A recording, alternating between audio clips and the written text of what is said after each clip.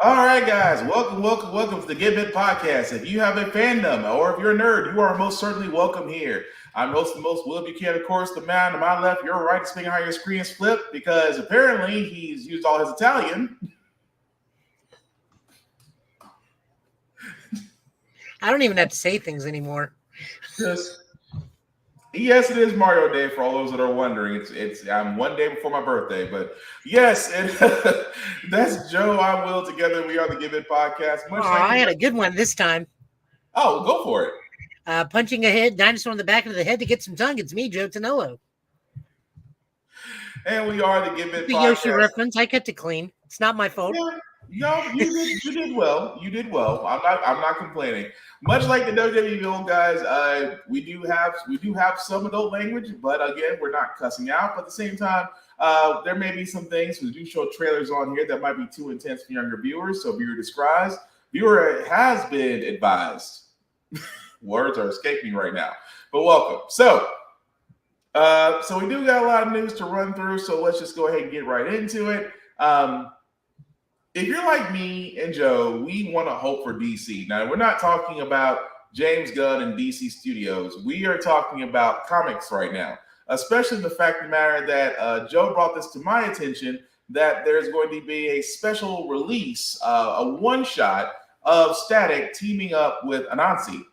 For all those who don't know, Anansi was one of the characters from the Static Shock animated series. That's going to be coming out, which I think is going to be really cool. I was going to say, did they say when it was going to be? Oh, sorry. Tuesday, June 6th is when it's actually going to be released. That lets me know my birthday's on a Wednesday this year. Yeah. So, yes, Tuesday, June 6th is when this will be released. Again, it's a one-shot. I'm going to be looking forward to this because Static has always been, to me, one of those characters that DC / Milestone could really put out there that is immediately identified just because of the Static Shock animated series and the CW and Warner Brothers. And again, in comics, especially right now with Shadows of Dakota, which where me and Joe will get into later, it's definitely been very good. But Joe, any thoughts on this one shot between Anansi and Static? Well, I definitely echo you. I still say Shadow's probably one of the most pivotal young characters DC has ever created. Mm-hmm. Is everything I could ask for in a new character. Having Anansi come pull a reverse Harley Quinn, is certainly something. I believe he teamed up twice. Yeah, twice. Static in the animated series. Yeah. It's been a good hot while. I mean, I remember the time he teamed up with Shaquille O'Neal and Little Bow Wow, but for whatever reason, the two times he teamed up with Anansi elude me. I remember one time was when he went to Africa, and another time is where Anansi came to him. Yeah. Me growing up in an army base, I'm actually very familiar with the story of Anansi the Spider. So I am really excited to see where this is going. And, Milestone has yet to do us wrong in the comics. So I'm really looking forward to this. Yeah, especially with their icon versus hardware, but I'll have to discuss that another day because I'm really that's definitely a you feel because that's book got super confusing to me real quick. Yeah, time travel is not something. Time travel told that way confuses the crap out of me. It is a Doctor Who trip for sure. But again, this actually will be coming out June 6th. I will definitely be picking that up. Also, the Incredible Hulk will be getting another run this summer. Now, this actually picks off Philip Kennedy Johnson, and who's the other guy? Artist Nick Klein, because in this one, because Joe actually covered this as well, I think about, I want to say 2 or 3 weeks ago. A bit ago, we've gone from Immortal to Starship. Now we're going back to Incredible. Yeah.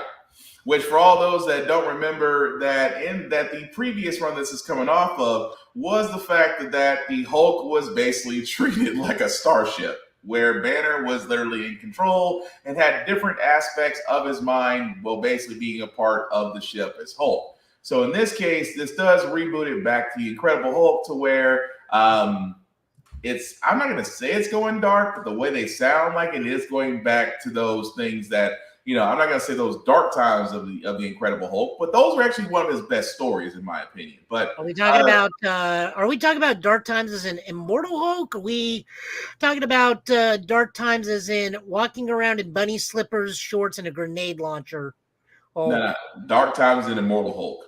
oh, okay. Dark Times and Immortal Hulk. But yes. We also have two other news items I forgot to pull up, and that's because they literally just got announced.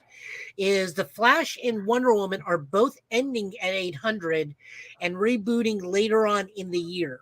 Okay. So the Jeremy Adams run of the Flash will be ending at 800, and it'll be picking up with Cy Spurrier, who will be continuing the story with Wally West. Yay, yay. I'm tired of Barry. I love you, Jared, but I'm so tired of Barry. Not to mention, every time Wally's there, you get a very large ensemble Flash cast. Yeah. And Flash family, and that's the kind of Flash I grew up with. So I'm really looking forward to that. They did say that Cy Spurrier will be of X-Men writing. Cy Spurrier will be writing that book, and Wally will be taking on cosmic horror in his book. Nice. Okay. Also, Wonder Woman will be ending and beginning in 800. The current run of Wonder Woman will be ending in 800, and then Tom Taylor will be picking up Wonder Woman. Tom Taylor, who is writer of the now very, very popular Supergirl Woman of Tomorrow and Human Target, which Will and I both love. Yeah. He will be taking over Wonder Woman, and at the end of issue 800 will be a 10-issue lead-in to his series coming out also around September. So DC is starting to do some things. They've also announced that Hawkman will be getting his own comic soon, and at some point, Dr. Fate is getting his own book again. Oh, because of the popularity behind both of them, and the only two bright lights out of Black Adam, but I can see that. Yeah, except for the helmet removal, And in this interview where it was announced with Tom Taylor, they of course really poked fun of The Rock by saying, "Yes, the power dynamic of DC will be changing forever after this." They will not let that go. It is. He's gonna have to ride. He doomed himself on that. He's gonna have to ride that out. But let's be honest, it's The Rock. He's gonna jump back into the movie, and it'll be all forgotten. But again, yeah, he's gonna have to hold that L for a long time. But speaking of things, that Joe also did bring up to me, Ghostbusters may have a sequel to Afterlife. This basically being entitled Ghostbusters: Hell's Kitchen. It definitely is being said that we've been informed that this sequel is going to pick up at the beginning, where Afterlife left off. For all those that don't remember, the scene in Afterlife where you see the Ecto-1 being driven back into the Manhattan firehouse, and the fact that you see Ernie Hudson's Winston saying that, we're going to fix you back up, leads to believe that we are going to be back in where it all started in New York, possibly with a new team. We may see cameos from the original Ghostbusters. But as of right now, we just have a title. But again, I'm not mad about Ghostbusters: Hell's Kitchen. But no, I'm not. No, go ahead, Joe. No, I'm gonna probably enjoy this. This is the new working title.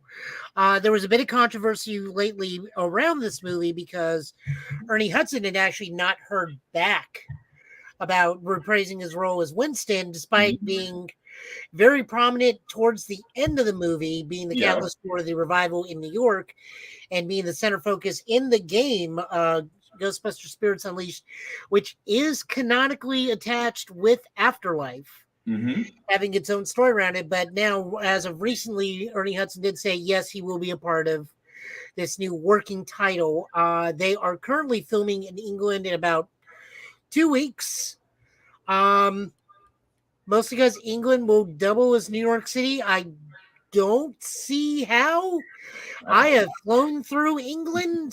I mean, unless this is a ridiculously huge soundstage. And what I mean by flowing through England is I played the Watchdog Legions game, which gives a full 1-to-1 scale of England, of London. Yep. I have flown through it on many a drone, and I don't see how that's going to be a double of New York. It's probably gonna be a lot of. It's got to be a soundstage. It's got to be a huge soundstage. Yeah, it has to be. But speaking of things that aside from Ghostbusters, which again we don't have a release date on when Hell's Kitchen's coming out. We will also make one joke. I do want to see Charlie Cox with a proton pack now. You can always say he's a descendant of Venkman. This Venkman's recruited. I've been recruited by a guy named Venkman. It's like we can see it. It's like we can. It's like, are you related to? Yes, I'm related to him. I'm the other son. I can see that. I'm the other. I can see that I'm the other son. I can honestly now. I want to watch Ghostbusters now. Anyway, move right along, guys. Creed, which again, Creed 3 being in theaters. Because of the success, because Creed 3 has done very well in the box office, that Amazon may be getting an anime. Creed may be turning to an anime. Now, you've heard me and Joe say about this anime, and another friend of ours, Hellspawn Cosplay, has just now started watching Jaime no Ippo. I cannot believe he just now found this anime. Mm-hmm. Him of all people, just finding about this anime strikes me funny. But at the same time, look how quickly he's hooked. Oh, look how quickly he's hooked into it.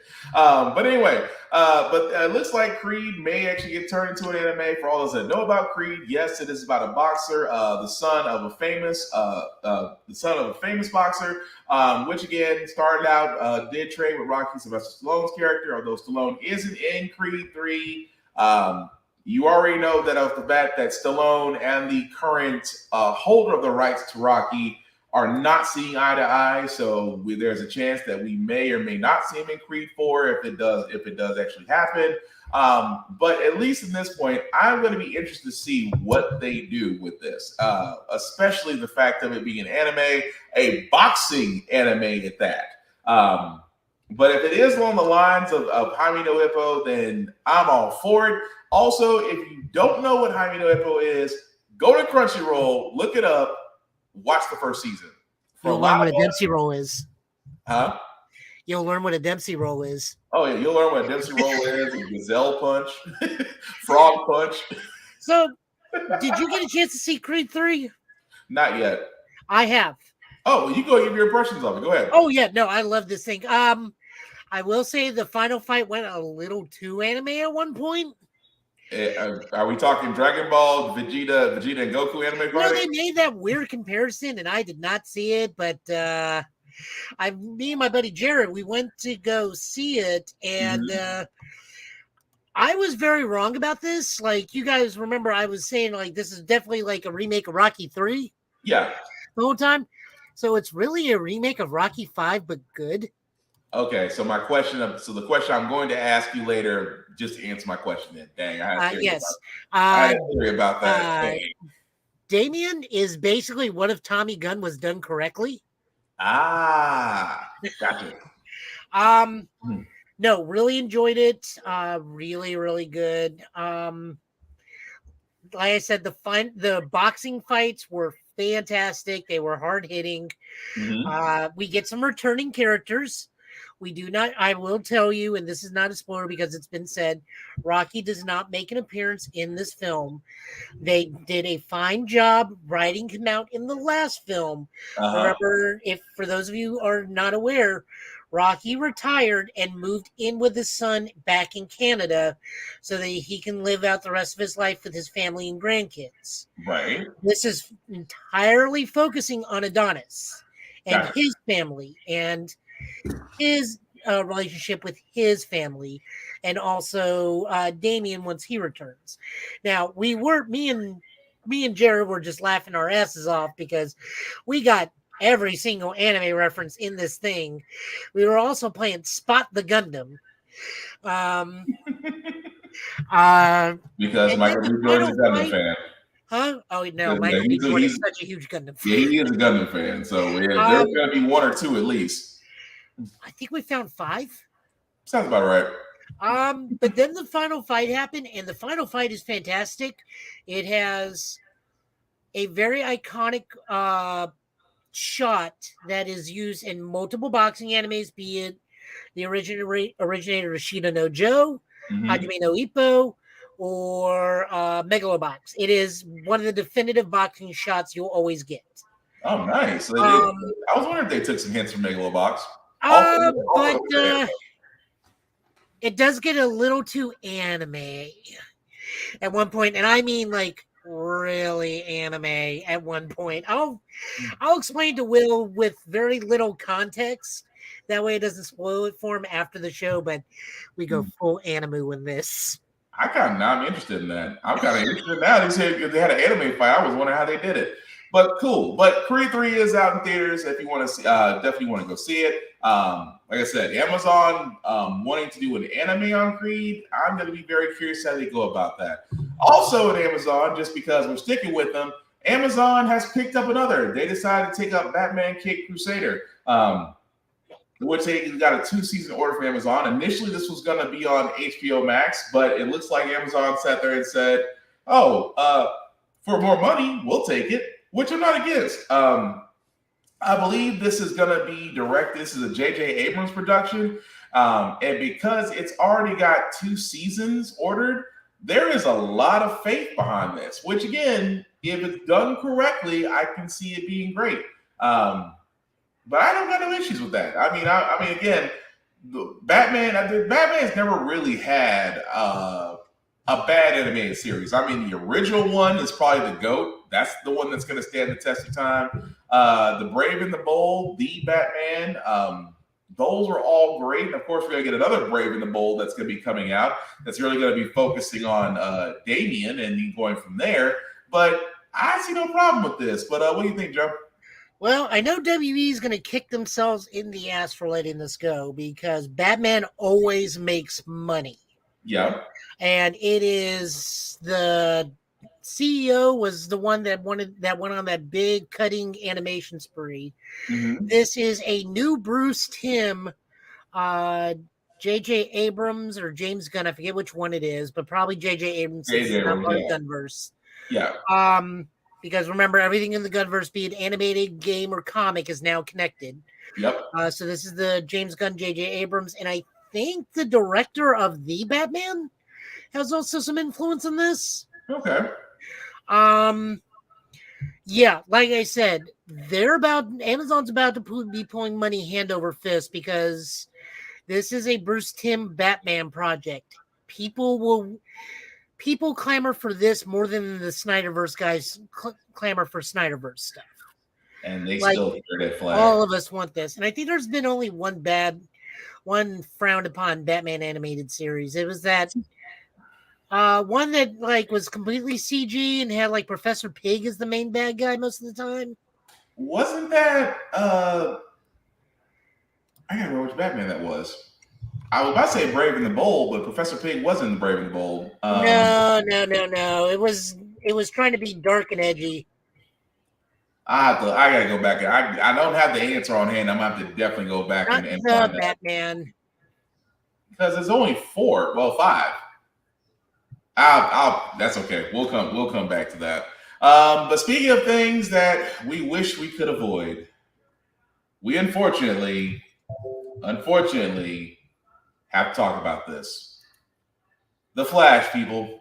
How do I start this? First and foremost, I think the showrunner really does either hates the show or just wants to see how much they can get away with. But the reason why I say this is because I am seeing the number of Michael Keaton as Batman quotes seem to be increasing. Oh, okay. So you counted 2. How many did you get? I got 2. What did you get? I got 4. Okay, what were the other 2? Because I caught 2 of them at the beginning. I mean, aside from that, the finale wasn't, or not the finale, but the finale of the Red Death arc was not that bad. Unfortunately, they left it pretty wrapped up. So I don't know what these last 4 episodes are going to be about unless Cobalt Blue just comes in and immediately wrecks everything. See, that's the reason why this is the reason why I kept saying this abbreviated last season. I can see why they're doing it. Yes, and also I forgot spoilers, but I mean, come on, it's been 2 days. If you haven't watched it by now, if you're still interested in watching it, because we watch it just because we got a report on it. But still, the fact that they wrapped up the Red Death, and it was don't get me wrong, I love seeing Jaleesa as Batwoman again. but it was just, it felt like a hodgepodge. Like, Oh yeah, like they wrapped up what would be a whole 26 episode season in uh you did it in 5 you really did it in about really 4 6 episodes. episodes, because 5 episodes. The first episode was just really them doing Groundhog's Day, and not really. We got Yeah, introduced to new Captain Boomerang, but that really didn't have anything to do with Red Death. true.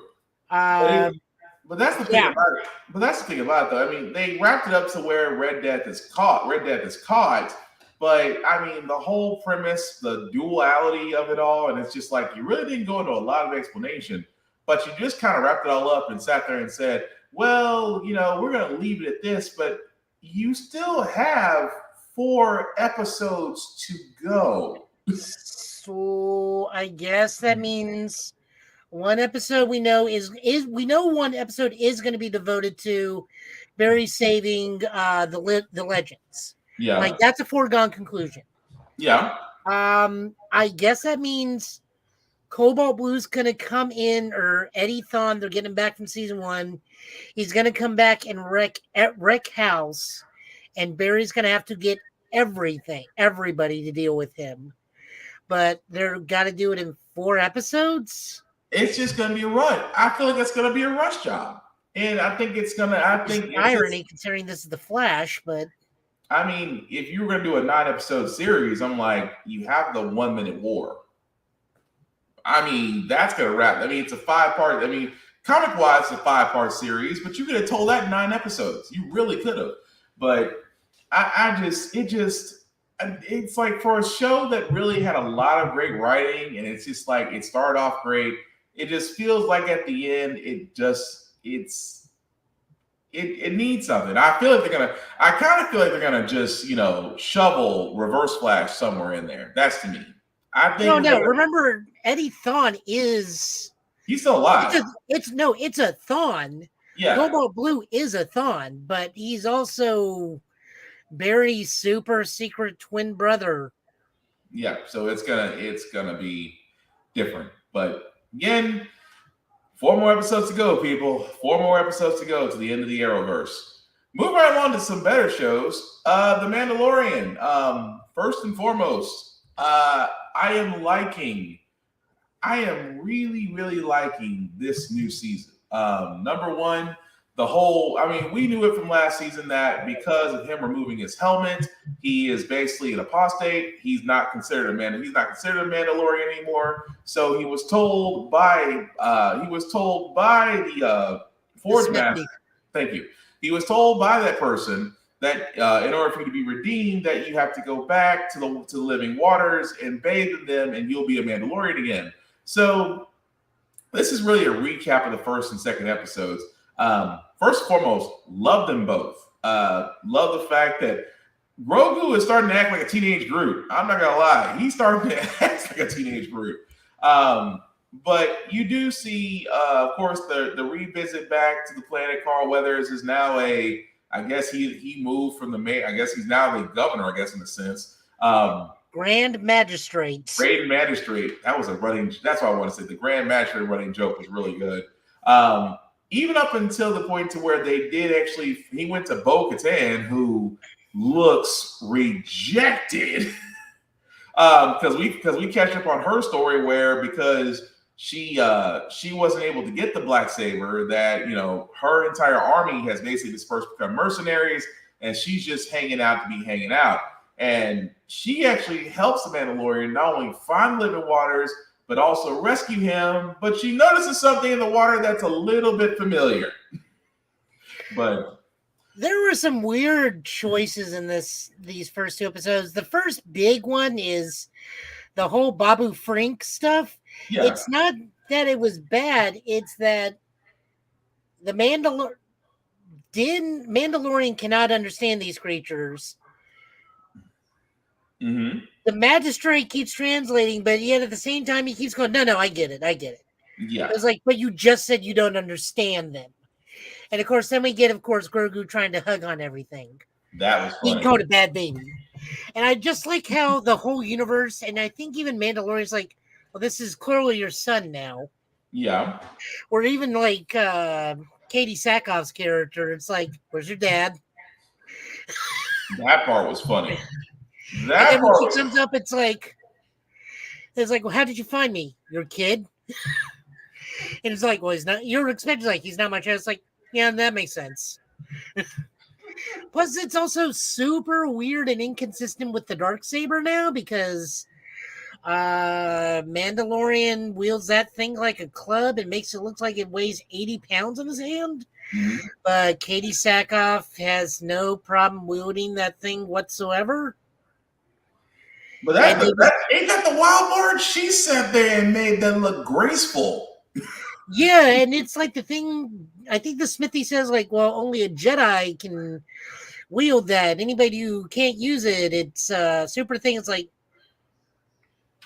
And okay, yet, so we're breaking the rules of the show already. What are we doing here with? well, I think that I was gonna say on the fact that maybe she was just more trained than he was, because I mean, his main weapon has always been the spear, gauntlets, and his gun. He's never really used he's never really used a saber-like weapon. Well, no, but what I'm saying is, even when he lifts it, Yeah, it looks heavy. He lifts it like it's like 100-pound weight. Yeah. But yet like it's physically heavy to him. But with her, she's like, no, I can like sit there, do the bishop knife thing with my fingers with this thing. But that just makes me think. But that's what I was thinking of. Like, I thought it was going to lead to the fact of that she was going to challenge him again for the saber, since it can only. I think it is just her being like she's a force sensitive Mandalorian. Yeah. I mean, but also this is one of those BS moments where like, oh, only a Jedi can use a lightsaber. Han use that thing, and Empire Strikes Back split open to Tauntaun. Your argument's invalid. Let's move forward. But my problem, the only issue I have with this is that the show established the rules, and it's not adhering to it. I think that'll be correct the next. Episode. But then again, they have to explain why that beast is still alive. The Mythosaur? Yeah. Because I mean, okay, so I have learned watching all these series, the reason why that thing is alive is because this show loves its giant monsters. At this point, I'm waiting for Gamera or Anguillus or Godzilla to pop up at this rate because this thing has done nothing but toss giant lizards at us. I mean, who doesn't love a good Rancor? Who doesn't love a Rancor? I mean, this is true. The bad thing is now because of Bad Batch, I feel bad that Luke Skywalker killed that Rancor. Because Bad Batch gave that Rancor a name, and we got to see it as a baby. And then we got to watch Luke Skywalker murder it. Yeah. Disney goes dark. But overall, the Mandalorian is still, I think, one of the better shows that are coming out. Also, Bad Batch. I forgot to mention that as well. Oh, yeah. No, this new season of Bad Batch is... really, this new episode of Bad Batch. Yeah. Let's talk about racism. How do you handle racists? You shoot them in the back. I mean, he ain't wrong. Crosshair. Meanwhile, Crosshairs. Oh, I stayed with the Empire for this. I'm gonna shoot this dude. That was still funny. But no. But again, Mandalorian and Bad Batch also were great. We're going to switch gears for a second because, like I said, we still have other news, including Daredevil's casting or lack thereof. Yeah. But the Mario Brothers has decided to give us a final trailer.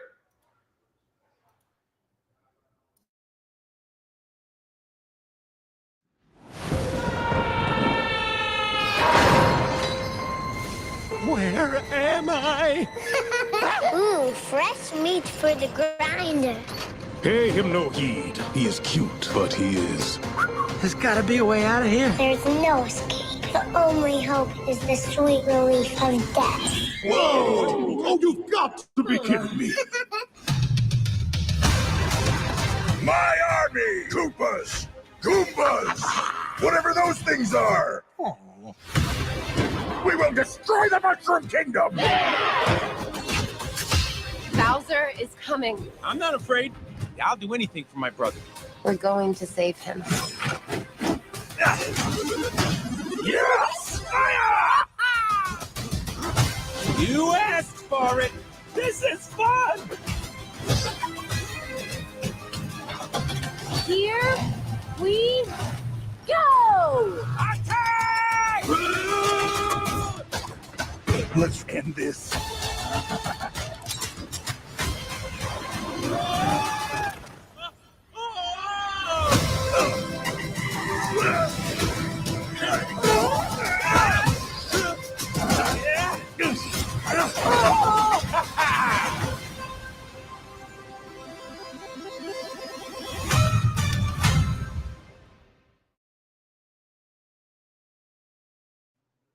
Oh man. Okay. You know what?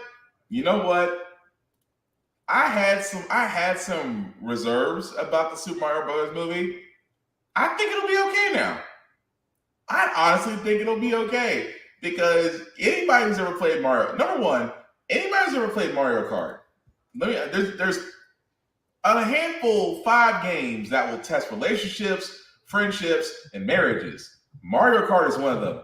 The fact that you see a blue homing shell, if it doesn't bring back feelings of fill in the blank, That gives trust issues.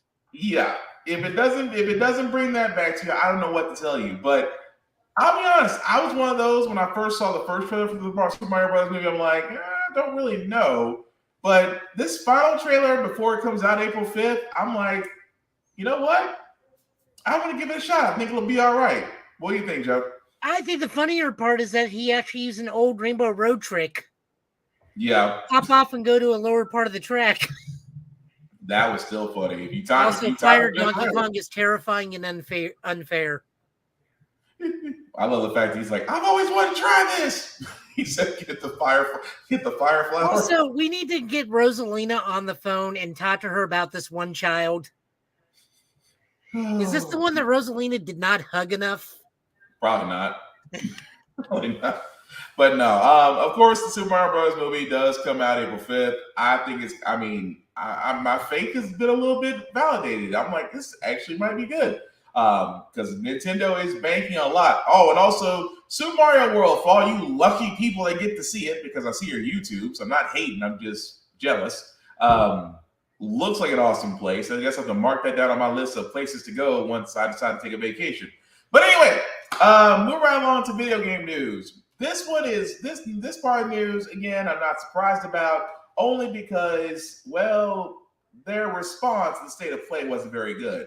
I am honestly, guys, talking about Suicide Squad Kill the Justice League. Has been reportedly delayed again.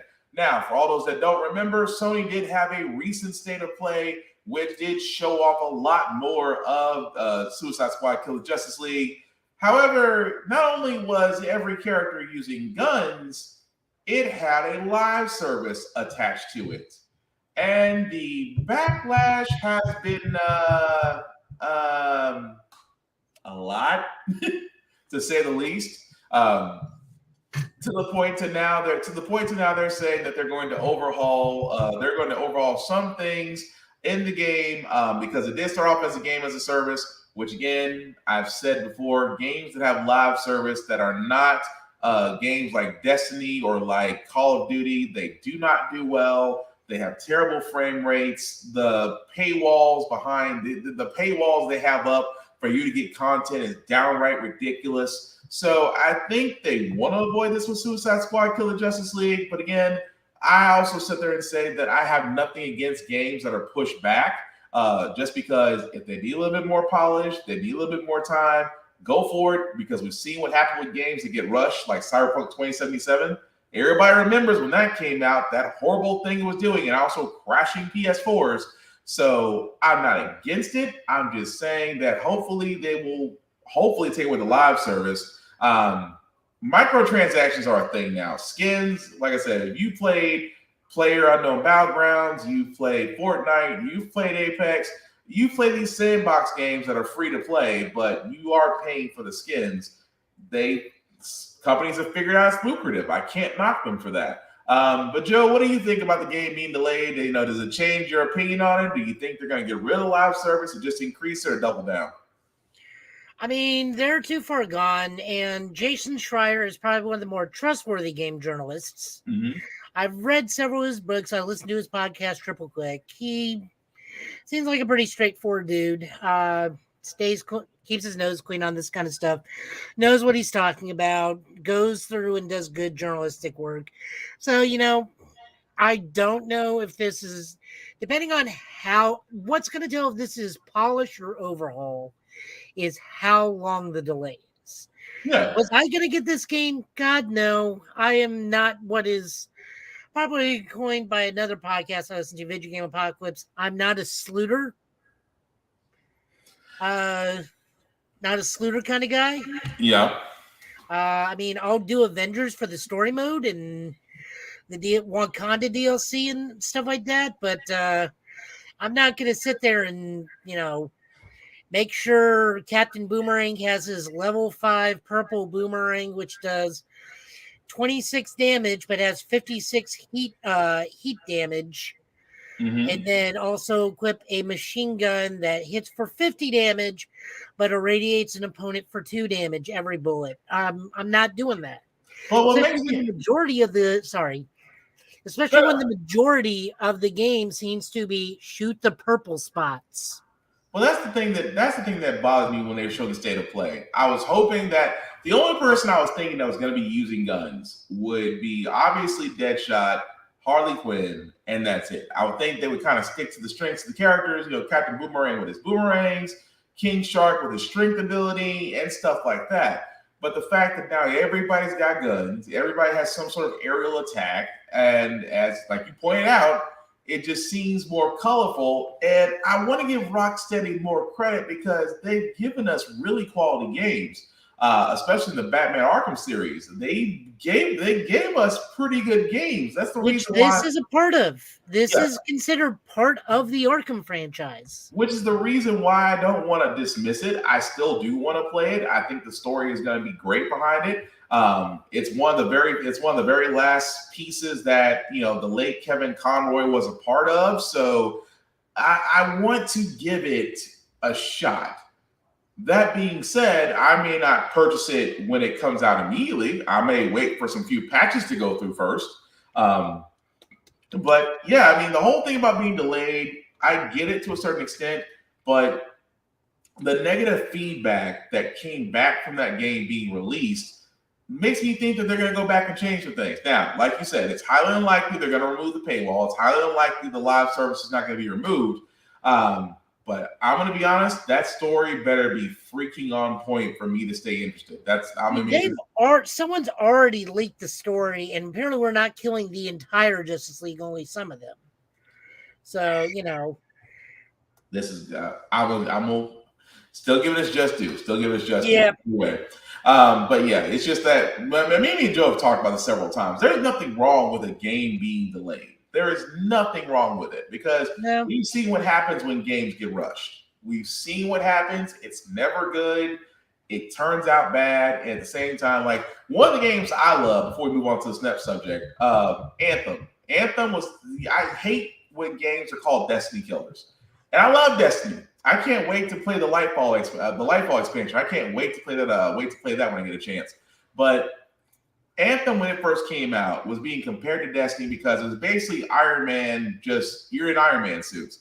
The problem is Electronic Arts, which was behind it, pushed it too far, pushed it when it wasn't ready, plenty of bugs, plenty of crashes, didn't really equal up to its pay scale to the point to where EA eventually abandoned it. I don't want the same thing to happen for Rocksteady on the Suicide Squad game. I do want them to take their time. But yeah, it's just there's some aspects of the game I'm already not liking, but I still want to give it a fair shot. But I digress. But anyway, that being said, guys, we are going to go back to the movie side of things because as Armor Wars is coming up, we have seen a rumor. The rumor basically is Eltron, who was voiced by James Spader in Avengers Age of Ultron, may be returning as Eltron in Armor Wars. Keep in mind, this is a rumor. Nothing has been confirmed. But there are those that are in the interwebs, in the holes of Reddit that have heard snippets that it's possible that he could be back in the MCU in Armor Wars. Now, of course, this was the only time, Eltron, as far as the character, not James Spader voicing him, was in the What If series, which was voiced by Ross Marquand. But I'm gonna be honest with you, I love James Spader as Ultron and Age of Ultron. I thought he did the role justice. Joe, I'm gonna ask you because Armor Wars is basically gonna focus on Stark Tech being out and about in the world. Is it possible, considering the fact that Ultron did make many copies of himself? Are they going to go with that story as far as him being around and just laying low? Or do you think it's going to go differently? Wasn't Ultron also the main villain in that Avengers Cruise movie we watched? Yeah. Okay. As for how he comes back, Lord only knows. It's Ultron. He can come back a number of different ways.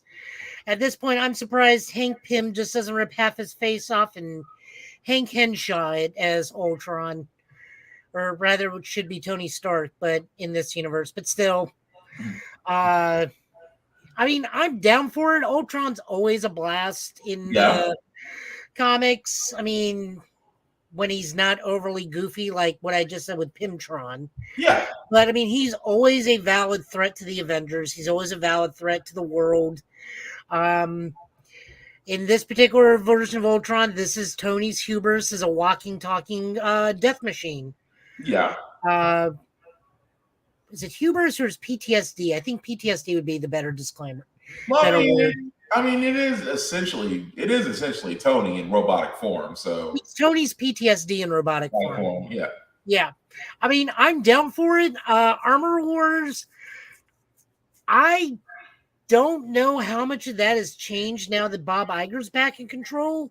Yeah. Because we do know that Agatha Harkness, despite already filming, has been put on indefinite hiatus at the moment because Bob Iger is pulling back on certain things because he wants quality over quantity. Yeah. I don't know how much they're going to be retooling because I don't know if they're going to be pulling back on the Riri Williams aspect on this movie or not because honestly, as much as we said it, I still think she was a little bit forced in Wakanda Forever. Slightly, but I see your point. Yeah. And nothing bad about the actress or the portrayal. It's just one of those things of what are we going to be doing now that Iger's back in control and giving the marching orders? Because we do know that he's not a fan of the one shot. Yeah. He's more of he wants everything tight and cohesive, like it was when he ran before he let Chapek ran it, because Chapek just like everything, put out everything, everything's greenlit, everything go. Yeah. And then you got out with some of this random stuff, which, you know, for the majority of the part, and I'm speaking for Will on this one, and he's welcome to disagree with me. We liked almost everything out of Phase 4. Yeah. I mean, Eternals is hit or miss depending on who you are. Yeah. It's probably the only, and then Thor: Love and Thunder was what it was, but that's what happens when you go too much comedy. You went Ragnarok twice. You went like way too far to the left. That was that whole thing, and Ragnarok was good and funny, and then you decided that let's keep going with that angle. No, I was gonna say let's keep going with all the Walker Texas Ranger jokes. Yeah, it just wasn't gonna. But I mean, now that Iger's back, we're tightening things up, and you know, things that don't make sense aren't gonna go. Like we know that Contest of Chaos was supposed to be now for Marvel a big Agatha Harkness thing because Agatha Harkness was supposed to come out when Contest of Chaos came out. Yeah. Now that's not happening. So Armor Wars is a question mark. I don't want to say threatened. I just don't know what it's gonna be now. Oh, we can say threatened. Huh? We can say threatened because because again, like you said, Bob Iger being back, it does change things. So yeah, we can say threatened. Well, I mean, not threatened as in cancellation or indefinite hiatus. I think the better term is, where does Armor Wars fit in this phase? Because now we're not looking so much at Ultron as in the grand scheme of Kang. Where does Rhodey fit in? Where does Ironheart fit in? Right. Which again, you would think they would push that forward just because they're going with the Kane story in the multiverse saga. But so I mean, like the only two aspects I can see this in is, I mean, even with the Ultron, is Uh-huh. Kang gets an Ultron somehow, some way, because time travel. And just Kang's recruiting forces, and it's really easy to kill a robot and repair a robot. At the same time, we don't know how many copies of Ultron were out there, and he could have just stumbled upon one. He could just be sitting in some little PC cash register in the back of a Taco Bell, waiting to hit the internet. Silver Centurion could become part of Armor Wars because that's the most techno of the Kangs. Yeah. Or that could be the introduction to Iron Lad, or a younger Kang. Yeah. Comes in and starts in the background. Hey, there's a dude. There's a kid Riri knows. His name is Nate. And he's really interested in this armor. I would love the fact he came back and said, "What are you, kid?" And he says, "I'm a mechanic." Yeah. Just to highlight going back to Iron Man, Iron Man 3. It's like, I'm a mechanic. And it's like, you're that kid. And it goes back to Iron Lad. But I see what you're saying though. But it's one of those things to where I'm not saying things can change, but Ultron would be a welcome sight, just because again, Ultron doesn't necessarily die. He would be back in Armor Wars again. Rumor, nothing's confirmed. I just think that would be pretty cool to see him. And of course, James Spader, he's the only reason. Not only do I watch The Blacklist because of that man, but several other movies, television shows that man has been in. He really is iconic. But moving right along, some other news that Joe surprised me with that I'm pleasantly surprised. Number one, about this actress and how she is very, very, very defensive of her character. Not only that, but there is a chance for all you Beetlejuice fans that it could be a sequel to Beetlejuice happening.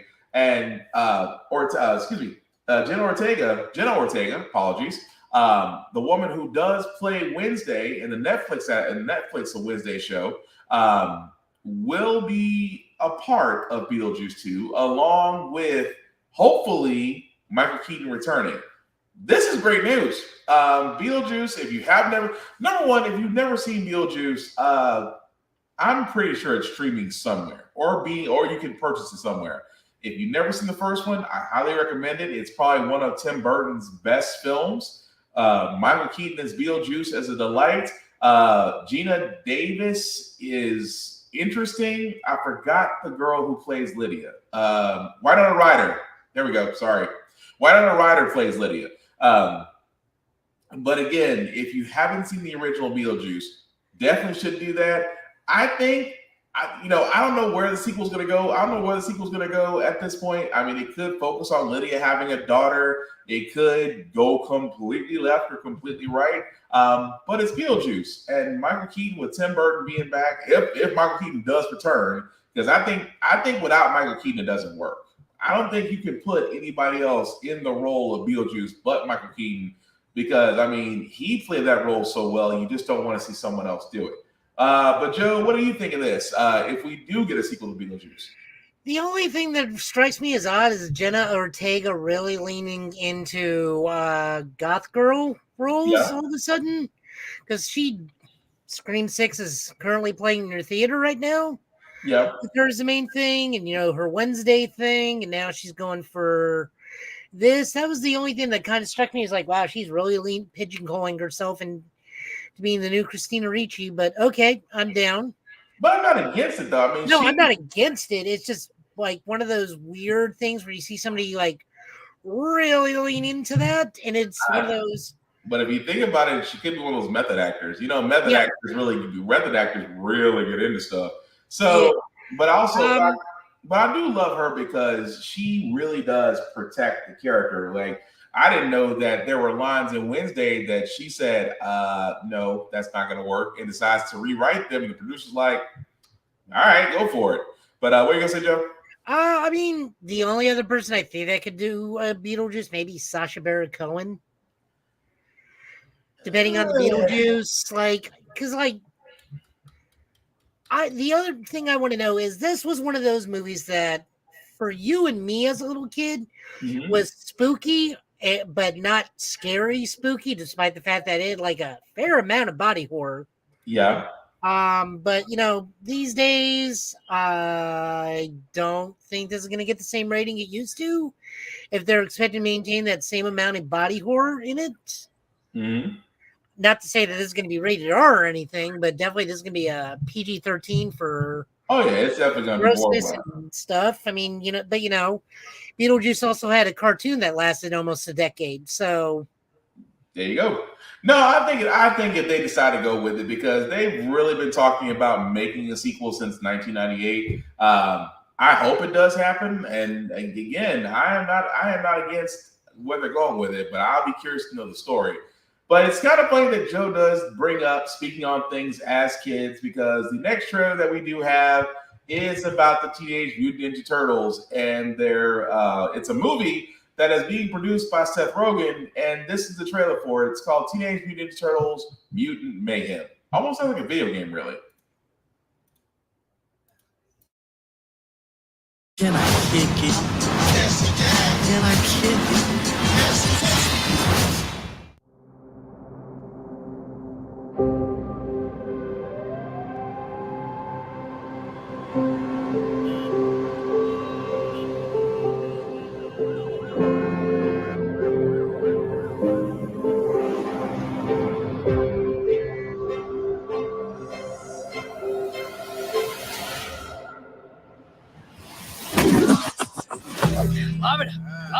Stay still. Stay still. No. Oh! Let's try that again, but with ninja stars. Hey, why did we pick a fruit shaped exactly like my head? Just stop talking. You're ruining my concentration. You're fine. Chill. He's gonna die. What, did you hear that? What was that? Well, nothing we can do. You guys want to grab pizza? Can I kick it? Can I kick it? Can I kick it? Can I kick it? What the heck are those things? They look like little Shreks to me. Can I kick it? Can I kick it? We've prepared our whole lives for this. Can I kick it?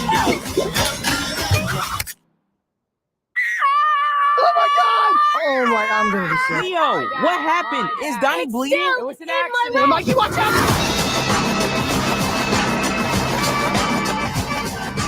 So you were baby turtles who made contact with mystery goo.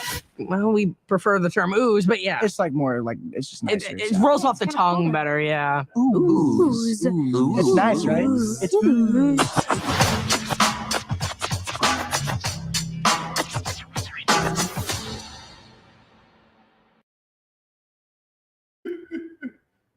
Okay, so as you can see, guys, that was Teenage Mutant Ninja Turtles Mutant Mayhem. It will be out August of this year, so we'll be expecting a date later on. I'm not gonna lie, I'm digging it. I know for a lot of people, like I said, if you're in the era of me and Joe, the drawing's a little different. I get that. But I do love the fact that, number one, I love the essence of it. I love the fact that it's exactly how we picture turtles to be. The voices are really voiced by younger actors. And the simple fact of the matter is they were able to keep a lot of the elements that we know and love. Plus, Splinter has an afro. I am already intrigued by this. And also, for a lot of people that are wondering, yes, that is the April O'Neil. And I know a lot of people are going, but April O'Neil was a white, pasty redhead. Oh, for crying out loud. You want to field goal that one, Joe? Oh, yeah. So let's talk about the comic book, people. First off, April O'Neil in the comic book was a mixed person until we found out she wasn't even a real person. April O'Neil in the last series, Rise of TMNT, teenage black girl. No one cares about her race. Let kids be kids on this. Like, we need the kids to have someone they can identify with. No one's identifying with a redheaded woman wearing a yellow jumpsuit, unless you're someone who's 15 or older. Like, April O'Neil did things to many children. There's a reason why I prefer redheads. It's not my fault. It's April O'Neil's. Also, Mike needs to watch his hands in that first episode. I got it. You freeze frame it. You know what I'm talking about. Yeah. I don't understand what it is with this. Like, people can be different colors in different films. Like, we've established the turtle multiverse. There's This always is April, not the April. April was a half black, half white, until we learned that she was a comic book drawing brought to life by a man and a magic pencil, literally. Because folks, because there's always going to be those people like, well, well, they should be. I said, if you really go back to a lot of these character creators, you'd find out some stuff that there is a reason that their original idea didn't go through, because somebody who had more money and more influence said, no, we can't have this happen. Don't believe me? There's plenty of stories out there. And if we're going to go original, let's go original Ninja Turtles, the dark type, the ones where they weren't happy-go-lucky teenagers. They were basically killing machines. But you guys want to jump on the whole, well, it's just that April O'Neil why is she black? Doesn't matter. Because here's again, and I have to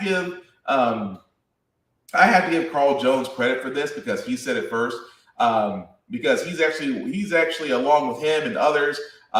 They said if you keep telling the same story over and over again, if you keep doing that, the story's gonna get stale. So you have to find different ways of telling the story. If it means that new adaptations, new characters, if you tell the story different, it's going to be fresh. Wrestling fans know this because we've seen multiple storylines by multiple wrestlers, and it doesn't get old because they change one or two elements. The story still gets told, but it's still the same element. I mean, look at Peter Pan and Wendy. I have never seen so many people mad about Tinkerbell being black. Tinkerbell, a mythical fairy being black. And there are YouTubes, documentaries, dang near papers being posted out there of basically why Tinkerbell should be white. I cannot make this up. What are you going to say, Joe? Here. Picture there to share. Oh, I got you. This was the original April O'Neil, guys. Can't do anything about the size of it, sorry, but But yeah, that's the original. She was basically a mixed woman. You're exactly right. But it's No, that's good enough. That works. But what's so crazy about it is the fact of the matter is that you have individuals that will find somehow, some way arguments.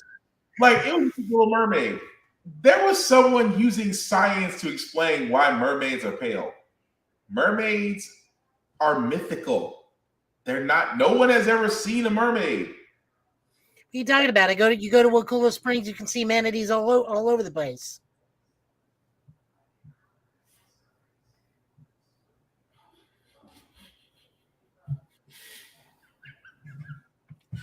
Petty, that's petty. But going back to it, Mutant Mayhem looks like it's going to be great. Yeah, I got no issues with it. Mayhem looks to be good. We definitely got confirmation there are going to be two different teams in this movie. Yeah. It's going to be the Mighty Mutanimals and the Teenage Mutant Ninja Turtles against the Utroms. Yeah. I do like that the kids sound like kids. I will become very honest. On the initial watch of this trailer, I did not like the Donatello voice because he sounds super young compared to everybody else, despite the fact that Mikey is the youngest because he has braces. Sure. I guess but the more again, and I even told people in my comments when I said this, they were telling me, well, it's a young actress. Like, yeah. And the more I watch it, the more it'll grow on me. Yeah. It's like on this initial watching, though, I do not like the fact that he sounds like he's 10. But you know what? This is happening now. I guarantee you this was happening 5 years ago. It would just be the four boys from Stranger Things voicing these characters. These kids are semi-new actors. They have some credits, but they are not like Paul Rudd being Mondo Gecko. Who he is being Mondo Gecko. We have confirmation that John Cena is Rocksteady. Seth Rogen's going to be Bebop, which is slightly confusing because I feel a black guy should be Bebop, but in the cartoon, he was a white dude. He was a white dude. He was a white dude in the cartoon. Was he a white dude in the comic? Yeah. Okay, I keep forgetting what 80s. Because Bebop, in the comic, Bebop was the white dude. Rocksteady was a black dude before they got that. I thought they were in the cartoon. They were both white dudes, right? The first run, yes. Because when they went back into the second one, Rocksteady was black. No, Bebop's always been the black dude. I'm gonna go with your word on that one. Because I either Bebop. Well, wait, hang on. No, sorry. Nope, you're right. You got to switch, didn't you? Yeah, you're right. Sorry. And then like we got Mighty Mutantables. I know for a fact that Leatherhead's going to be female this time around. I believe is the voice actress for it. There has not been females voicing alligators for a very long time. If you want to know that reason, please go see All Dogs Go to Heaven. I will go there. I knew you were going to say that. That's not my fault. They did that to themselves. I knew you were going to. I knew he was going to say that. No, I'm looking forward to it. I'm looking forward to see what they do with the Mighty Mutantables. My only regret is I don't think they casted a Slash, and Slash is pretty pivotal to the Mighty Mutantables. Unless he hasn't been announced. I think they dumped everything out because we even know that like somebody's called Cynthia Utrom. Yeah. This is the first trailer though, so we don't really have a lot. Yeah, the only thing that strikes me super weird is we don't have a Shredder. Yeah. And that Splinter is voiced by Jackie Chan. Yes. The weird thing is to me on that one is why is Jackie Chan, a 60-year-old Chinese man, playing a early 30s Japanese rap man with an afro? I'm just. I mean, congrats! They got an Asian to play an Asian, but they got the wrong Asian to play the wrong Asian. Well, real quick before we go to the next one, who would you spot cast in that role? Just curious. Either Hiroyuki Tagawa, because he's in everything these days. True. Or Ken Watanabe. Fair point. I can see Gary though, because I can see that he kind of got that. He's always got that cadence to him. He's also got that sass, which I want Splinter to have like that mild amount of sass. Yeah. Because we know in this trailer, and I guarantee you that's what it is, when they're showing off their weapons, they are stealing those weapons and going out to do stupid things. It's one of those are the training weapons that Splinter says only use these for training. And they are teens. They are 13, 14, and 15, I guarantee. Probably not even that. I guarantee you they are Mikey's probably 12, Donnie's 13, and Leo Raffer 14 at the most. Oh, this is before they were polished. This is definitely going to be that. This is not where 18, 19, and 20. This is, we just had the birthday. Yeah. It's 18 with some of these turtles. So these are goofy kids going out and doing goofy stuff. Yep. But still, August 2023 is going to be definitely interesting when that comes out. This news, again, is not surprising, but it had a good run. I'm talking about Star Trek Discovery. Star Trek Discovery, guys, will end with season 5. As you can see there, it was announced a little bit earlier today that in 2024, we will get the final run. If you have not seen Star Trek Discovery on Paramount Plus, I highly recommend that you should. It is definitely a great series. Also, Brave New World. If you haven't seen that, definitely watch that. If you're currently watching Picard Season 3, please do not tell me. I'm hearing great things about it because I'm still trying to catch up. It's so good. I'm trying to catch up on Season 2. I understand Picard Season 3 is great right now, but just don't tell me, please. Also, go watch Lower Decks. It's literally the best of all the Star Treks. Also Lower Decks, and of course, Star Trek Prodigy on Nickelodeon. But yes, Star Trek Discovery, unfortunately, will end with season 5. I still think it was a great series to get to 5. Nothing wrong with the cast. The storylines have been great. I wish that she got her cue. Almost every Star Trek captain had a Q moment.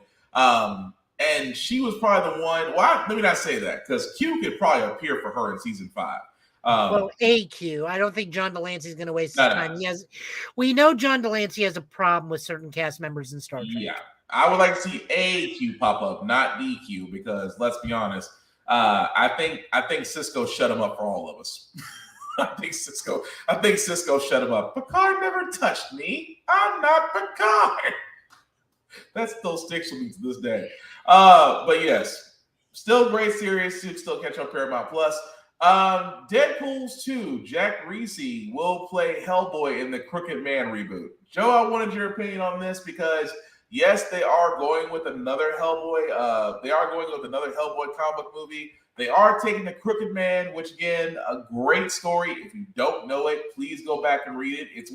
I think to me, if we're doing top 10, that's probably one of the better Hellboy stories. If you don't know what the Crooked Man is, definitely look that up. But Jack Kelsey playing Hellboy. Joe, what is your opinion on this? This will be the third time we're beating Hellboy. Is it just like, are we beating a dead horse, or do we need to go back to an original, or do we need to go back to David Harbour? What do you actually think about this? Honestly, the best Hellboy were those 2 animated movies. Fair. I wasn't against the first one of the Golden Army, and honestly, David Harbour of Stranger Things, I think his Hellboy wasn't bad either. I think he was fine as Hellboy. I think he just got a bad movie. I think he just got bad writers. Yeah, it was bad writers. That's really what it was. I thought his Hellboy was great. But again, the OG, Ron Perlman, it's just one of those things where I sit there and say that, yeah, I'll be honest, you stick with certain characters. But again, Jack Kelsey, who's also in Deadpool, he was basically Black Tom for all those that don't know. If you go back to Deadpool 2, you'll see what he looks like. But I just think that, give him a fair shot. I just hope that he gets better writing. But again, Mike Mignola will be writing this, will be a part of the script writers. So hopefully we can push this past the Hollywood execs and get another good Hellboy movie. Like I said, we've had great Hellboy movies, but we never had a quintessential, holy crap, this is a Hellboy movie type of thing. But I'm willing to give it a shot. Plus, I love the Crooked Man story. It's still one of the better stories for Hellboy. But Joe, anything else you want to add to that? No, I mean, the only other thing I would want is the Hellboy Starman and Batman crossover. That would be interesting as shit. I would actually be ready. I would watch that. I don't care if it's an animated thing. I just wanted that way I can finally have a movie with Jack. Yeah, that'd be cool. But also things that are just really odd because, again, going back to the MCU, Avengers, the Kang Dynasty. It has been reported that in the next Avengers movie, which is the Kang Dynasty, that the X-Men and the Fantastic Four, although being much anticipated to show in the MCU outside of the alternate Mr. Fantastic that showed up in Doctor Strange Multiverse of Madness, will not be showing in the Kang Dynasty. I'm going to be honest, I don't think it's a bad thing because I really do think they want to give the Fantastic Four and the X-Men their own run of the MCU, if you will. I don't think they want to do it where you kind of already have a multiverse saga thing going on. I think they want to tell that story first before they get to the X-Men or in the Fantastic Four. But Joe, what do you think? I mean, do you think it's a bad idea that the X-Men are not involved, or the Fantastic Four is not involved, or do you think it's smart thinking that we're just waiting to actually introduce them to the MCU at some point? Well, I think the Fantastic Four is supposed to have a movie before Kang Dynasty takes off. But I think that's supposed to be a period piece, like in the 60s or 70s. I mean, that's pure conjecture. We know nothing about that. I think that's just been the longest running fan rumor, is that it's a period piece. Yeah. But it's still supposed to happen before it. And I also think the ongoing rumor is that they're dealing with Ramatet. So either Ramatet deals with the Fantastic Four, or the Fantastic Four lost themselves and are trapped in the negative zone and have been stuck in the negative zone this whole time. And then that Signal and Shang-Chi is supposed to be them, even though now we know it was originally supposed to be the Signal of Scott and Hope, because we do know for now that Ant-Man literally changed its ending like 2 weeks before the premiere. Yeah. So I guess the signal is now supposed to be the Fantastic Four signaling there somewhere. I guess that's what they're going with on that, because I thought the same thing too. Like we both thought that with I think it was confirmed the original ending. They were stuck there, and then they were sending out the signal, and that's the signal in Shang-Chi that was picking up from the rings. Yes. Gotcha. Okay. Because I think his rings were supposedly like the rings that were surrounding Kang's citadel, or well, I mean, it's the same technology, so I guess that does make sense. They glow. I mean, the same runes, the same glow, so it makes sense. Yeah. So I mean, the only thing we know for a fact is that the Fantastic Four is supposed to have a movie before Kang Dynasty. Yeah. As for the X-Men, we're not dealing with the X-Men until the next phase. If we get anything with the X-Men proper, mutants are already here in the MCU. We've already seen Charles Xavier in the MCU. Charles Xavier. We've already had an X-Man. Yeah. We have mutants. We have 2 of them now. Yeah. Technically 3 of them because of She-Hulk with Immortal Man or Mr. Immortal. Mr. Immortal, yeah. Mr. Immortal. He's also a mutant. I also say one of the dudes in Abomination's retreat circle was also a mutant. Yeah. So we have mutants there too. So, but proper X-Men, like the actual team, not just Wolverine, right? The whole team. If they're gonna make an appearance, it's gonna be in Secret Wars. Yeah. Because keep in mind, they're only saying Kang Dynasty. They have not said anything about Secret Wars. Their big push is Kang Dynasty, right? Then Secret Wars, which makes sense. Because we've been hearing rumors left and right. Jeff Loveless, the writer of Quantum Mania and the writer of Kang Dynasty, Jeff Loveless, has already said Kang has a pretty high body count coming soon. Oh yeah, because I mean, he kind of, well, not to spoil Quantum Mania, but he's like, "How many Avengers have I killed?" He literally says it. He's like, which one are you? The one with the hammer? Yeah. He's like, so we know a body count's coming. We do know that. But I'm not against, like I said before, I completely agree with you. I think that they're saving it for the next phase. There's no need to push it anywhere, although Secret Wars has been talked about. So it's going to be interesting how they go to from there. But I'm just waiting for them to roll up on the island off the coast of somewhere. If they do Krakoa, if they do Krakoa, I'm going to be howling in that movie theater.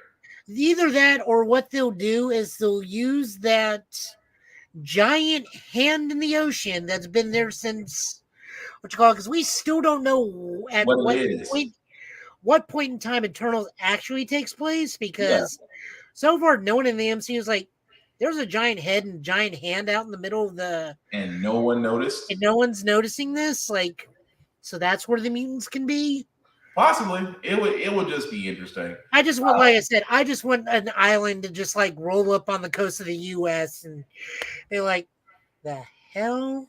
That's always but the moment you see the tree, it's just gonna be like, it's like, yep, they're here. But no, but yeah, that's gonna be interesting once we actually see that happen in the MCU. But we do have one video game trailer, guys. For all those Budokai Tenkaichi fans. You've probably been seeing this. I'm not really much of a fan. I still love Dragon Ball Fighters, but I guess for those that love it, here's a trailer.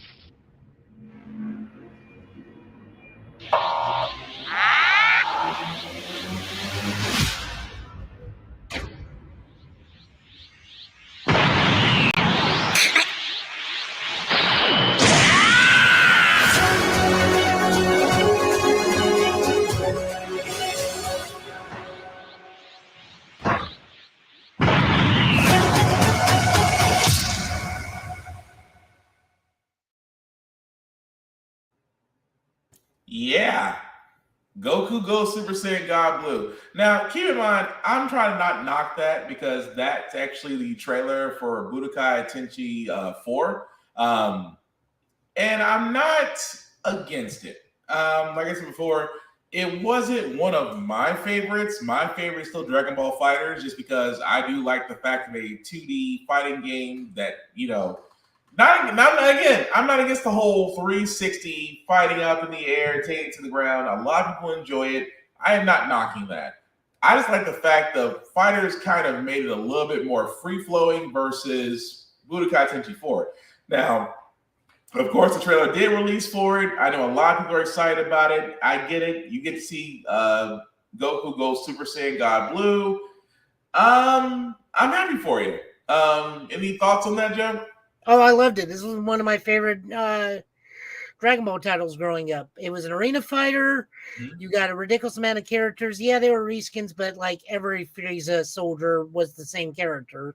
Mm-hmm. You either had the blue one, the pink one, or the apple one, and they had a hand blaster. But you also got, like, in 3, you had some ridiculously fun things, like you could mess with the timeline. Mm-hmm. You could play, what was my favorite thing to do? The Devilman Challenge, where you fought as Devilman across every villain spectrum, and your only weapon was the Devil Beam. Okay. Which is an insta-kill on anybody that had an evil heart. So the whole challenge of that thing is go up against everybody, and you only had one move, and you were Dragon Ball power level. While everybody was Dragon Ball Z and Dragon Ball GT, and the only way to win was hit the person with the devil beam. Yeah. I mean, you got to do so many fun things in there. It's like, all right, well, what if Piccolo kills Raditz? Or what if Raditz kills both Goku and Piccolo? Mm-hmm. Okay, what if Goku can hold out against Raditz and kill him? You just could do like super duper fun things, and they would change. The dialogue would change, storyline would change on some things. Okay. You would unlock hidden characters that way. Like you could actually kill Cell with Krillin, or you could defeat Cell, could absorb Krillin and become the goofy orange Cell. You could do all sorts of fun things in that game. You had a very extensive library. It was kind of the equivalent of Naruto Ninja Storm. So basically the whole Storm Chronicles, but you can go back and it's Storm Chronicles. I mean, it's just Storm Chronicles with a whole bunch of things. And if this is 4, that means we're getting all of Dragon Ball Z and probably all of Dragon Ball Super. I would have to think so. Plus probably the movies. So, just super fun stuff like that. And, it's very therapeutic to go into it, start a fight in West City, mm-hmm. and then turn it into a giant dust rubble. It's also extra therapeutic to just put 3-year-old Gohan into a mountainside again and again and again. I mean, you have a bad day, you just keep asking the child, why didn't you dodge? That was really descriptive. It was really descriptive. I had a lot of anger issues when I was younger. That was real descriptive. Okay, well, Budokai Tenkaichi 4 will be coming out. Apparently, you can throw young Gohan into a mountainside. Oh, wow. That being said, switching gears for a second, guys, we are going to get into the Daredevil news because it is kind of a lot. We first start with this, that we do know that the Daredevil Born Again, John Bernthal, forgive me, I mispronounced your name, sir, will be returning as Frank Castle in The Punisher. Now, for a lot of this, guys, me and Joe have both sat there and said this, that the rumors are swirling. Like, we knew, first and foremost, a long time ago, Daredevil will be coming back with the Born Again series, getting the largest slate of episodes on Disney+. We also know that Vincent D'Onofrio will be reprising his role as Kingpin. Both him and Charlie Cox have been working out, as we have seen in various social Instagram photos. We've also seen Jessica Jones, played by Kristen Ritter, and Luke Cage, played by Mike Coulter. We have seen them out and about. However, nothing at this point has been confirmed, although they are kind of teasing about Jessica and Luke Cage actually using the names of the roles that they played. Look, as long as they undo the finale of Luke Cage 2, like erase that finale part of Luke Cage 2, I am all for it on that one. Sorry, I didn't mean to interrupt. I just want them to undo the finale of Luke Cage season 2. Oh, you're not the only one. I didn't like the fact he, became a mob boss. That's what I thought was kind of weird. But no, we do know John Bernthal will be returning as Punisher again. Punisher, if you have not seen that series, a great series. Was on Netflix, now on Disney Plus. I still think he did the character of Frank really a lot of justice as far as being this torn, disheveled, but focused, violent, but kind of not morale, but at the same time, he's not completely a dick either. But I love the fact of his character coming back to Daredevil.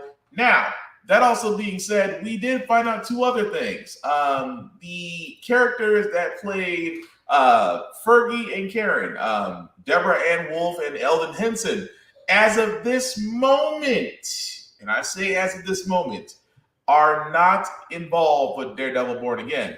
These two did play iconic roles in Daredevil with Born Again because, again, it's still fresh. You will not see Born Again for at least a year. It doesn't come out until 2024.